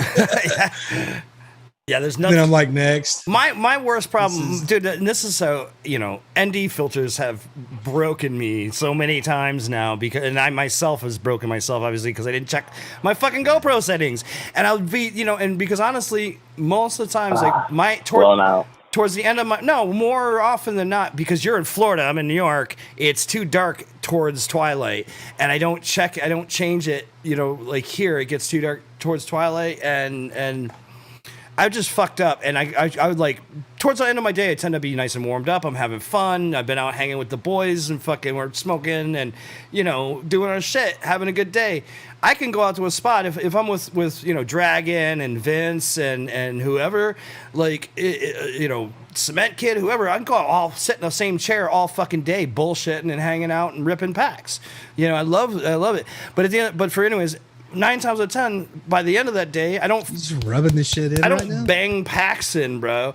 So like, I'll fly. So like towards twilight, I think is when I'm like most on. You know what I mean? Like overall, unless I'm just by then I'm getting tired. But generally, that's See, for me. It's like the first couple packs. Yeah. When I'm fresh, dude, fuck it, just go hard. I always just send it on my first 2 packs. I don't know why. Like you think you're gonna fill it out, but as soon as I start flip flopping, I just want to go. Well, I have to be selective about. Let me just with what juicy quad. right out the fucking rip, and then I'm just like, oh yeah, give me that. Since most days I'm going out mostly, if not exclusively, flying big quads, I usually take the first pack easy just to make sure everything's okay. Yeah. And then I always tell myself that, and then I end up going fucking crazy. I can't help it. Exactly. It's just like fuck it. Fucking yeah, me and Dragon though, like and all the guys out at fucking FMP, shout out, fucking like I like last year before, like I'd go out to fucking FMP at whatever 10, 11 in the morning, and I'd leave it dark, like 10 o'clock at night. Sometimes we'd be ordering pizzas or whatever. People would be grilling. We'd figure out a way to eat and just sit there for 12 hours. I would go out there with 36S packs and another fucking, dozen or more fucking 4S packs. We'd set up gates and obstacles and bullshit and just sit there all day fucking raging. Chad brings a bag of full packs and flies like for it. No, it's not entirely true, but there has been days. There have been days. I got through. Like B-Rad. I get through most of them. Does he fly slow? Is that B-Rad? No, B-Rad brings like. B-Rad must have like 30 packs, and he fucking brings them all. And then like charged and ready. Bro, if I ready. brought all mine, I'd have my ethics shit full. I'd have a couple ammo cans full. You know what I mean? I got fucking 4S and 6S packs for days. Well, dude, I'm flying. Plus, oh, not me, dude. Bro, I'm telling you right now, I've got 8 good batteries and 3. Like questionable, bro. They could go at it, bro. The 8S rig, like I just put in a request to Pyrodrone to get me some fucking GNB 22 and 2600s. I'm carrying right now. I can have 3 flights. I'm carrying 6 batteries. If I want to rip that thing 5-6 times, I need a dozen batteries of fucking quad. And actually, when we go to FMP, I usually drag. If I know I'm going out for the day, I'll just drag a generator out there with me. I have a little portable, and I'll fucking drag it with me, and we'll fucking charge packs all day, and I'll just fucking rip all day long. Yeah, my car's got a little 110, like regular plug-in, so I just bring a charger. So as soon as I bash a battery, I'm charging it back. So if I want to rip the 8S, half dozen times I'm carrying a dozen packs. Okay, then I'm carrying at least a half dozen or more 2600s for the 6S 10-inch. And then I have another half dozen 2200s. And then if I want to fly 5-inch, I'm carrying at least a half dozen fucking 1250s. If I want to fly 6, I'm carrying some 1600s. You know what I mean? It's fucking it's out of control. And if I want to fly one of the old quads, I'm carrying fucking 4S. So it's like, yo, it's out of control. Like that's why I definitely prefer. I got 3 quads. They're all the same. I got 3 quads that are 10-inch. Yeah. I try to have 12. 12 is my magic number. 12 seems to be like 12. If I've got 12 batteries, like I can get that in. It's a real good session. And if I need to have more, I can have 4 or 5 fresh before that 12 is fucking done. My motto was I always would carry. If I take a 5-inch, I'm taking a spare 5-inch. If I'm taking, God damn, that's like, dude, what does your pack fucking feel like? It's like 100 pounds. with the no wonder your shit slowed down on your boosted board, if I just take the 310s, I'm carrying 20 fucking packs. All right, and I can rip those pretty easily. Lord. If I just take the 3 10-inch quads, I'm carrying 20 packs minimum. Well, bro, here's my thing. 12 packs is perfect because if you're going anywhere gnarly, like within 12 packs, more than likely all my shit is going to be broken. Yeah, and I may have got pretty much. And if I got some good footy, I may not even get the 12. Like, you know what I'm saying? Like if I did something stupid and was trying something real good, I mean, whatever. I just 12 is I the usually number, take dude. my time, but 10, 11, 12. Right now I have 11 packs, but I usually try to maintain at least 10. And I don't, I could fly 3 to 5 hours on 10 packs because I just, I fly a few packs. I watch my buddies fly. I just hang out. I take my time and shit. Well, to what I was saying earlier, like in doubling things, like so, I was running like roughly 1100, 1250 6S packs. I try to buy up all the same packs. Now, as I'm growing up, as I'm getting bigger, I'm getting 2600. So when I build the 12S rigs, dude, I'll be using my 6S packs that I'm already carrying. You know what I mean? So I can fly normal 10-inch on 6S on a single pack, or I can fly 12S on a double of the same pack. That makes my brain hurt, dude. Jesus. I'm telling you. Yeah, and I mean, if I'm going out for a sesh, dude, it's either I'm flying either 10 inches or 5 inches at that point. I always take a 5 when I take the 10s. If I might only go fly the 10s, and I'll just take a half dozen 5-inch packs with me. But if I'm going out to fly, I'm primarily going out to fly 10-inch. But sometimes if the park's busy, I might have to spend a little time in a spot where I can't fly the 10-inch, so I take a 5 or a 6. If I'm going to the fucking Pilgrim Insane Asylum, I'm taking fucking shit tons of stuff because you're gonna break shit quick. You know what I mean? Like you might down a quad or two in the first fucking couple packs.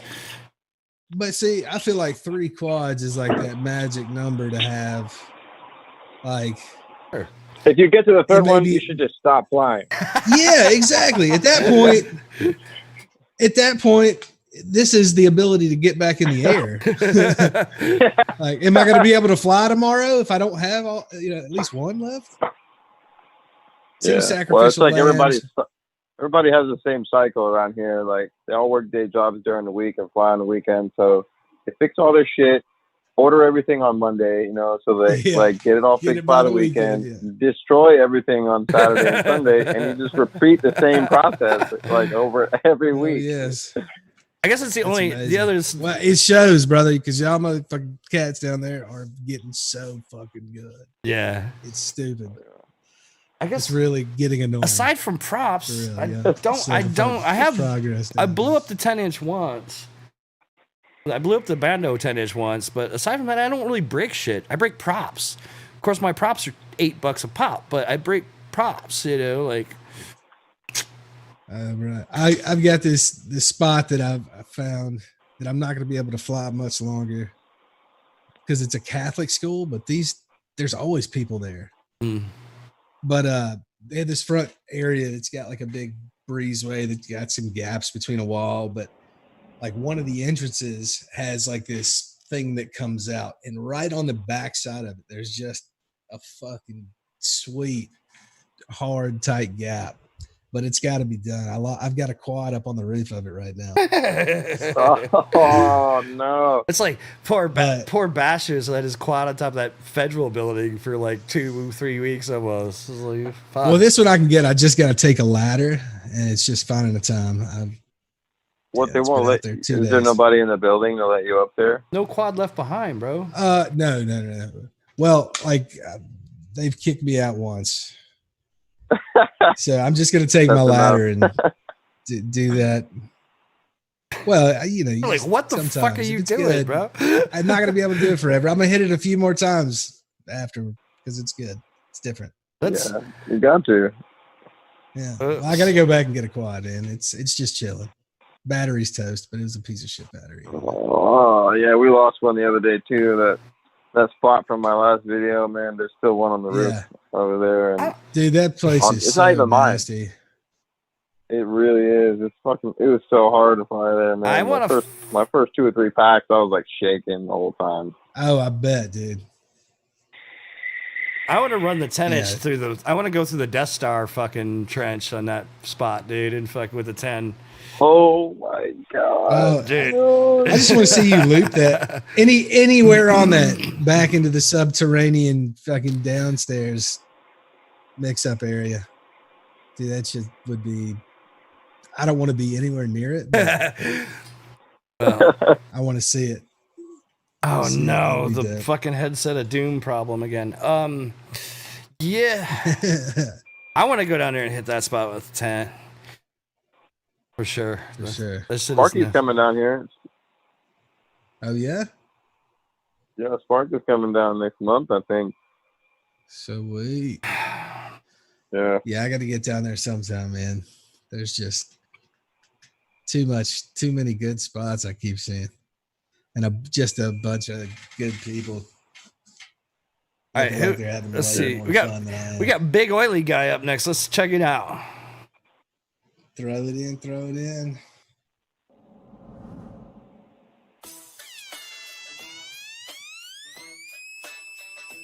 Oh, what? I thought it was a squirt or something for a second.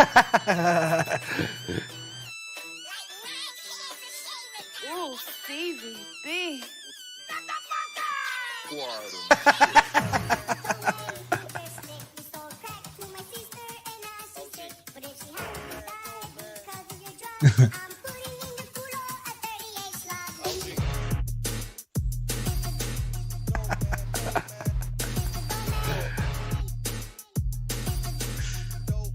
Nice.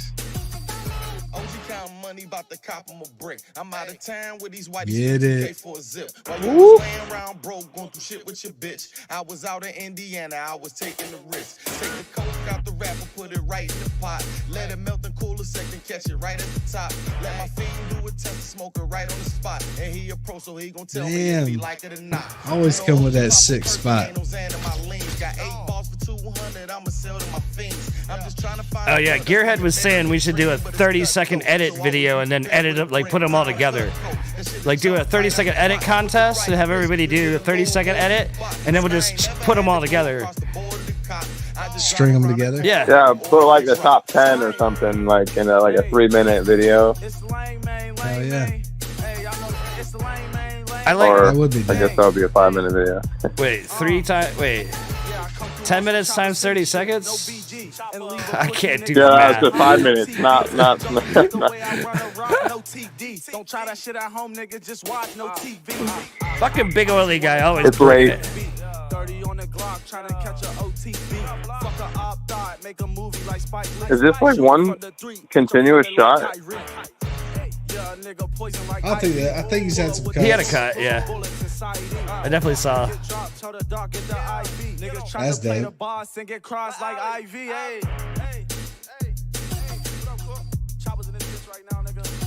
Jesus Christ, the spot is so sick. Dude. Oh no! Man down. Oh, turtle it out.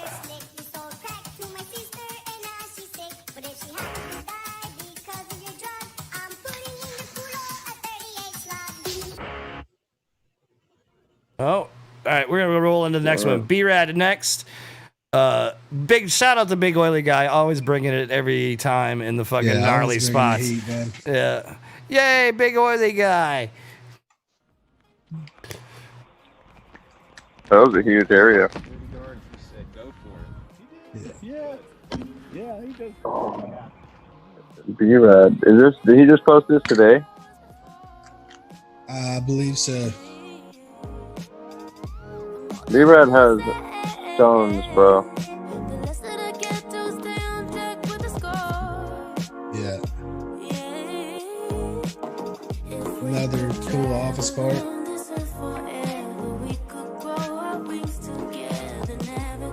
A lot of terraces. That was dope.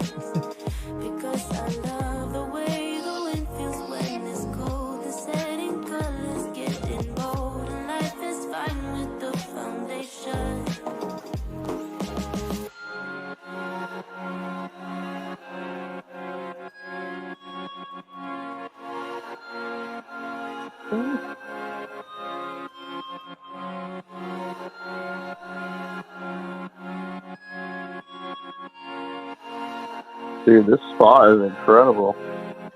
Yeah, it's so sick. Those terraces are cool as fuck.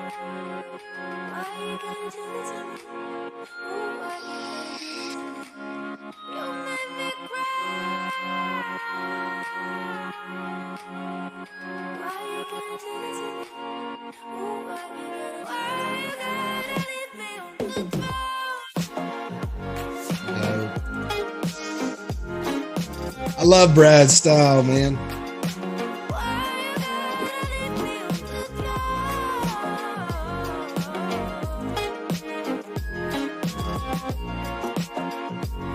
Damn.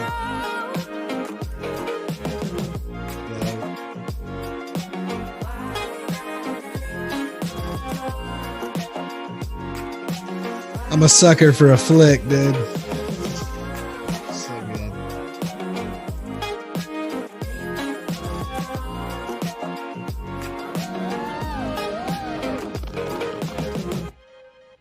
Hey, well, hold on. You got Adam, man. Adam in the house. Ken in the house. And Rich. Shout out to B-Rap. Oh, yeah. Man, that was awesome, dude. That guy blows my mind every fucking time. Oh, come on. Yeah, dude. Speaking of which, I think this is you. He's just so fucking cool, dude. I think Oh, this is... jeez.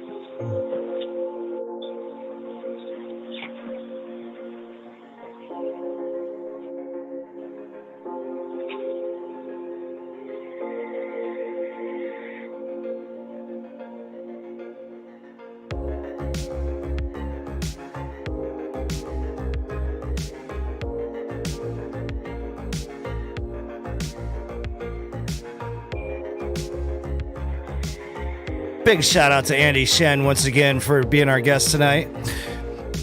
Yeah, for real, man. So cool.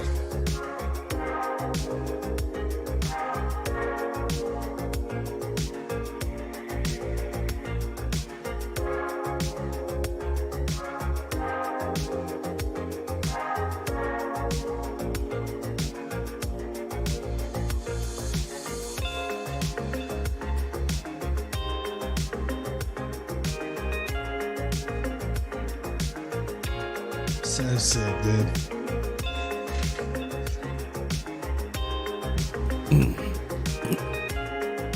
Now, do you fly at this spot often?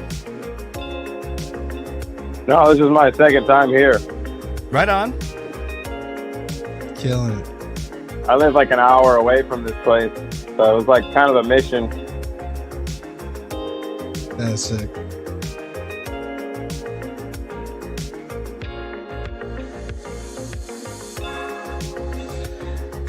When y'all start diving into that fucking thing, it's so sick, man. Down the stairwell. Just nasty.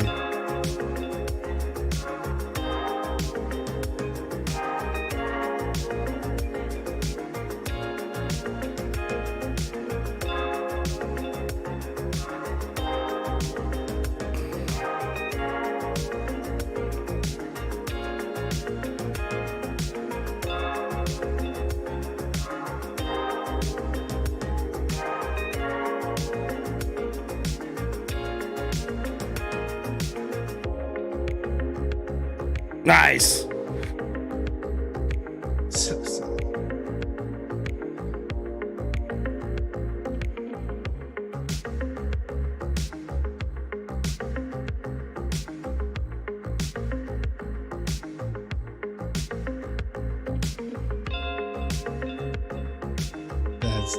That was nasty.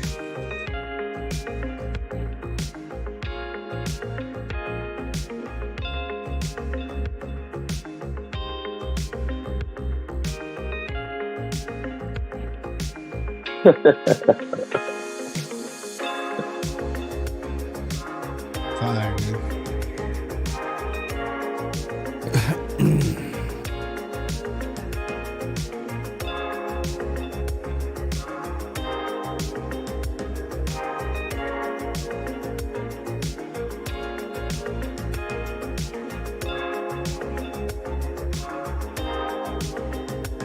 A little speed scrub.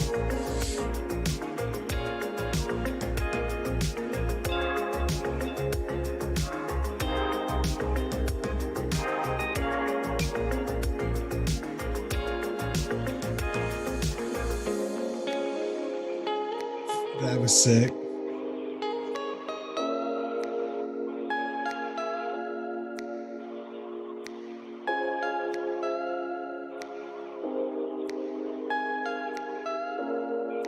Damn. Yeah, that was nasty as fuck. Little.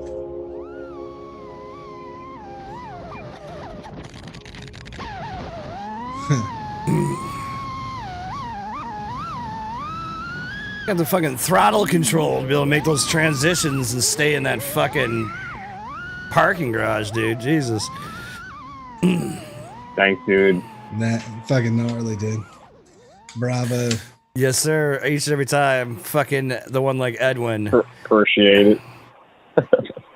Up next is... I was up late as fuck editing that shit. Binky. Yeah, this Who's it? Gnarly. Binky. Pinky? Finky. Oh man, that guy's fucking on another level, man. Yeah, it's Did you guys ever watch sick his little spot. basketball edit he made? Oh yeah, fuck yeah, I did. Oh my Gnarly. god, that shit is fucking unreal. And just sick fucking Oh. spots, dude.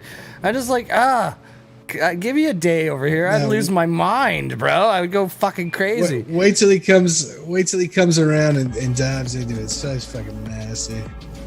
Oh my god, dude. It's just not fair. Fuck. Look at this spot. What the fuck? I've been to places like Well, this. I mean, but somebody's got to do it. yeah, Right here. This shit's so nasty. bro, I'm telling you, like, Oh my god. I've been to some of the most like places. Yeah, you that's just that blew your 360 load. shit. I've been to so You many just places blew like your this, load right dude. there. And I did, before I was flying, it would just it kills me. Like, what? Please. Well, see, now I'm wondering how much of this is like the 360 edit, and then how much of it is like Yeah. actual like piloting. You know, Yeah. Exactly. that's why I don't like 360 shit. It throws me off, man. Yeah.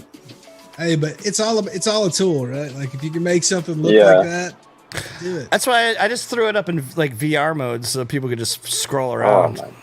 my, Nice. that's crazy. Hell yeah. And they're always so short. Really too. nice guy too. Yeah, yeah. Packing punches. Super awesome person, dude. Yeah, dude.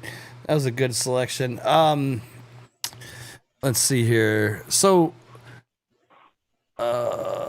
did you this is the unlisted video, right? All right, so this is Artie. You want to talk about this before? This is just me. You want to talk about what they're about to see in this one, or do you just want to? Yeah, this is the rawest flight you'll ever see from me. This is me. This is the second flight I took on. I wasted money on KISS hardware to put an EMU flight on it.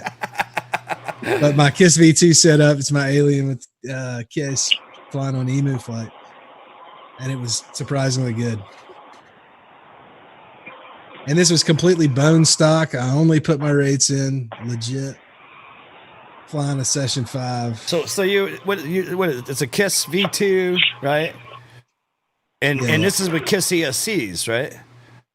Yeah, and this flight controller is a year old. And let me ask you something. Did you feel any difference in like the motor, like the ESCs? Like, did you notice anything at all there? Like, They were just exactly what I wanted. I don't know. They it's like a KISS ESC, man. It's the same. And you were running. You said you were running D-Shot 1200, right? Were you running 2400 D-Shot before? 1200. Yes. I'm just curious about the experience of going that change. If you like, I mean, I couldn't really tell the difference, to be perfectly honest. I mean, I'm flying V2S props, which are a little bit slower than what I'm used to. Like the reaction time, I'm used to flying S3s or S4s. Right. And they're just a little lighter and feel a little bit snappier. But I mean, to be honest with you, I just kind of guesstimated some rates because I didn't like what the calculator was spitting out. Yeah. And it just landed really well for me. I don't know. Interesting. Let's see it. You know, Check it out. It's terrible. No music. It's just raw fucking raw footy. sound, Let's so- go. It'll be interesting though if you took It's unlisted. these rates and calculated them back to KISS and see if it felt different. It'd be interesting. All right, this is Artie. Speaking of something real fucking dumb, so Busted ass props on B2FC. That? Busted ass props. Just saying. Lens lick. Go testing it. But this thing's pretty impressive.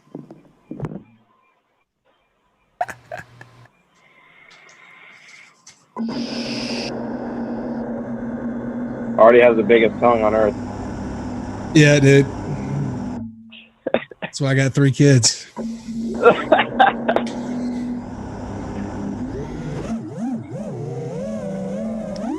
Also, these motors are trash too. They're just old. This is your backyard? Yeah. Fuck. I live in Memphis, dude. Cost of living is cheap. No, you don't have a GoPro mount, right? You just have the GoPro strapped to the quad. Yeah, no, this is. You have a wedge or something? Yeah, just a foam wedge and a strap.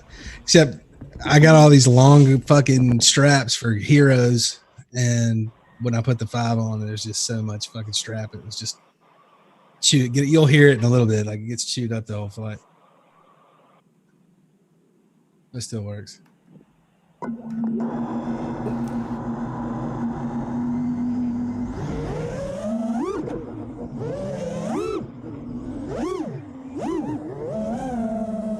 This is the next Bardwell's house. Right? Look at that fucking shit.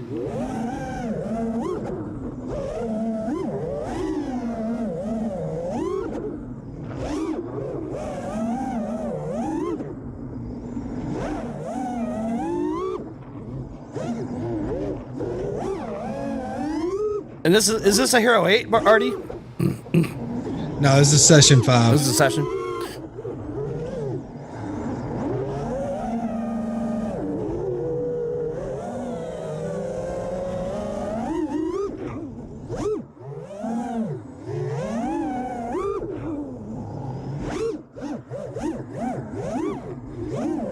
Oof.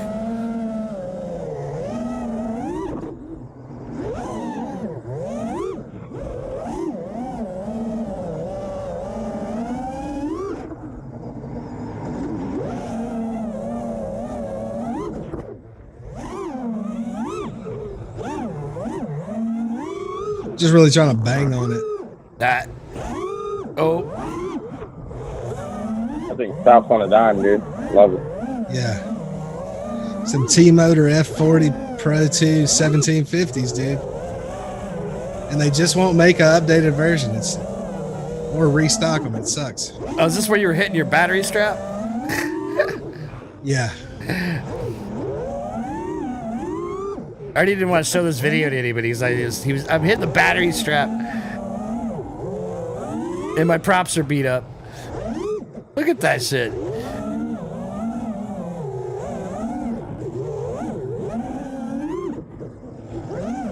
Whoa.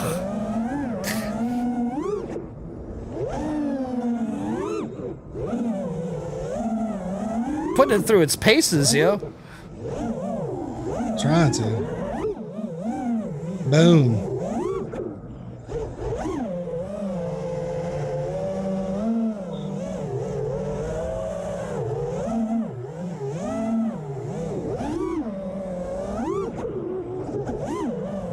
Ooh.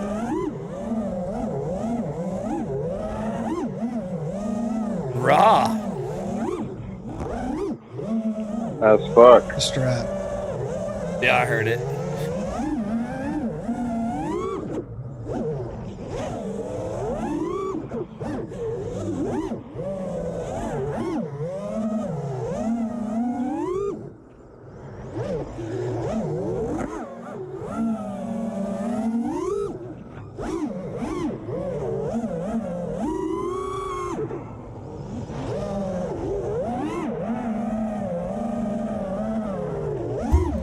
Anyway.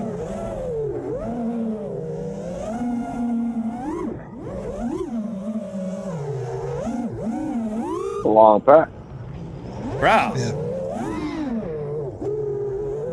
Well, Yeah, it's 1,000 milliamp Ovonic.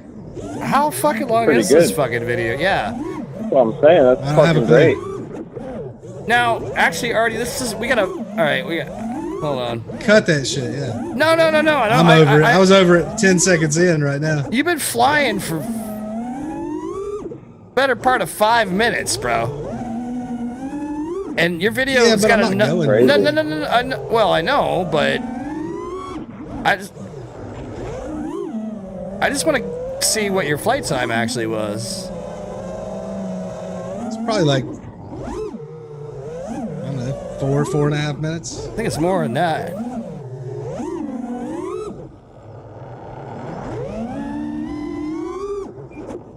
This is Emu, right? Yep. Oh, Jesus. Bone stock. My headset's doing the thing.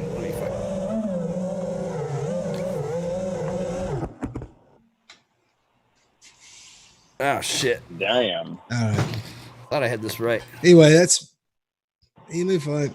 I hate to say it's pretty damn good. I feel like I'm cheating. You can always tell when a pirate's like really comfortable. You seem like really comfortable there.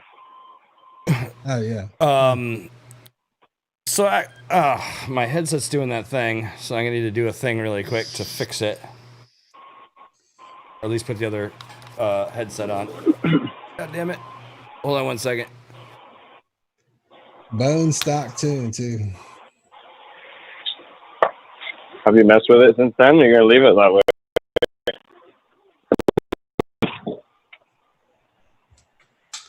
What's that?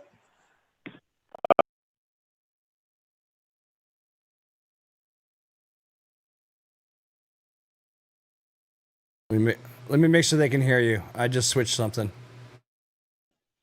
All right. All I hear is a hum, like a 60. Yeah, it's my headset doing that bullshit again. I'm shutting it off. Hopefully it goes away. Okay, hopefully the chat can still hear us, but we're pretty much done for the night anyways, I think. So yeah, that was fucking. So I missed your outro. Yeah, it was impressive for bone stock for me, man.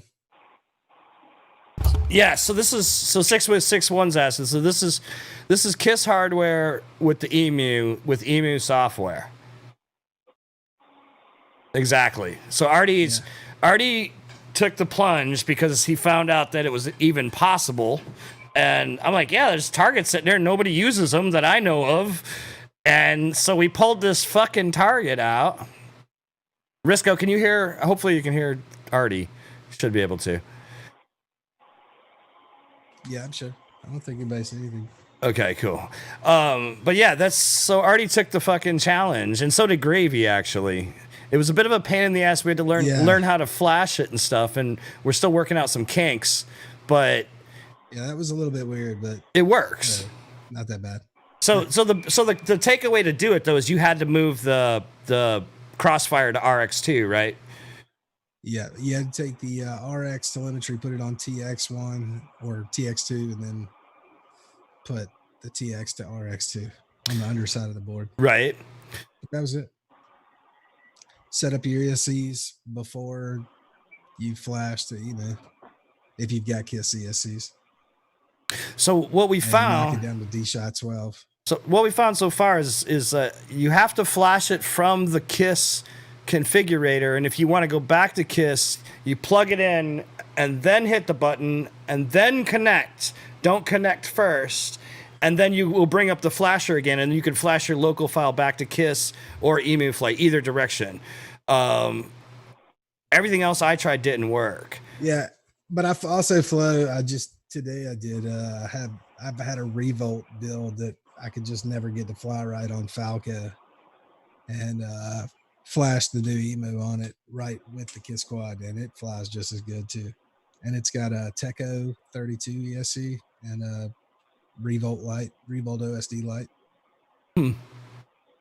It also flies, and it's got it's got 2400 T-motor pros knocked down to 1750. I would say that the stock tune doesn't fit all, but when it does fit, it fits very, very, very well. If you know how to tune, you can fucking pull it out and make it ridiculous. Like that one dude Pierre that does all the presets.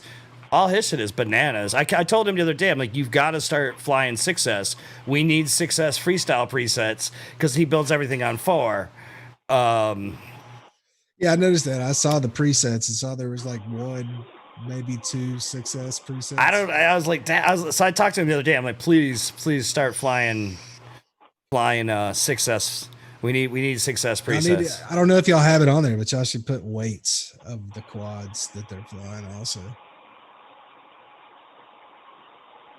Yeah, I don't think weight is on there. I think I told him to focus on the big shit like KV, 4S or 6S or 3S or whatever it is. You know, size of the quad basically, like what it is, what's the KV.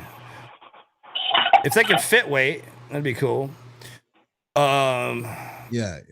You can do it. FC pass through, I believe. At least that's what I was told, but I hadn't tried it yet, so I can't confirm. No idea, dude. How do you program KISS ESCs? You do it through the GUI. It's because it's all KISS, right? So you do it through the GUI. But I was told that you can still do it. But my problem was anytime I connected, once I went into DFU, it just goes to the FC flasher. Mm-hmm.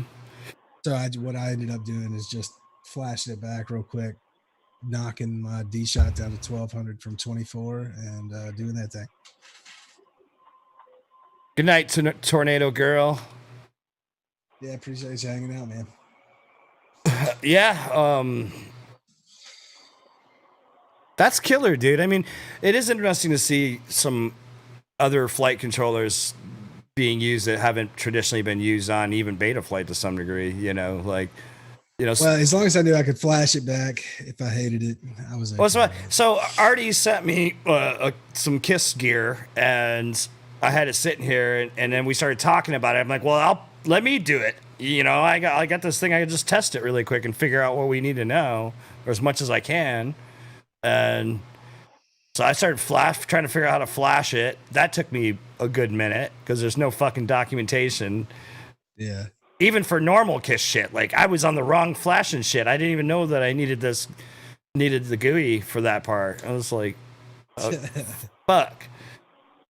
Yeah.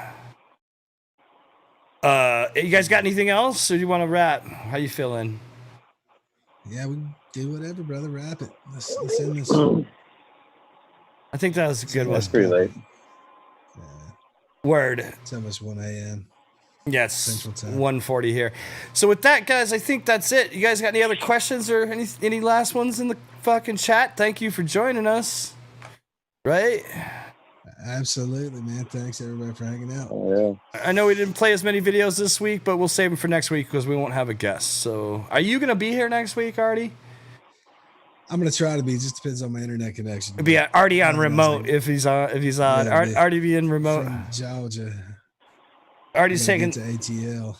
Artie's taking a much needed vacation with the fam. So Godspeed. Make it back. Go have fun. Make it back safe. Enjoy that. And y'all be fucking safe out there. Sure. I hope you're ripping. Please. Rip one for me, because I don't get to do it that often. Not on a big scale, anyway. Yeah. Which is uber tough. Yeah. I bet, man. I'm gonna go rip some packs in Atlanta for you. Word. Don't worry, I will be ripping. I'll be ripping here. Otherwise, all right. I guess that's it. Great show, dude. All right, man. Yeah, man. Edwin, dude. Any fucking time, dude. You're always welcome, dude. It's always a pleasure, brother. Oh yeah. Keep putting out that. Keep flying, dude. I need to get a microphone. So maybe I'll see you guys next week. Oh yeah, dude. Get it up. All right, chat. That's it for us. We're gonna all say bye. Bye.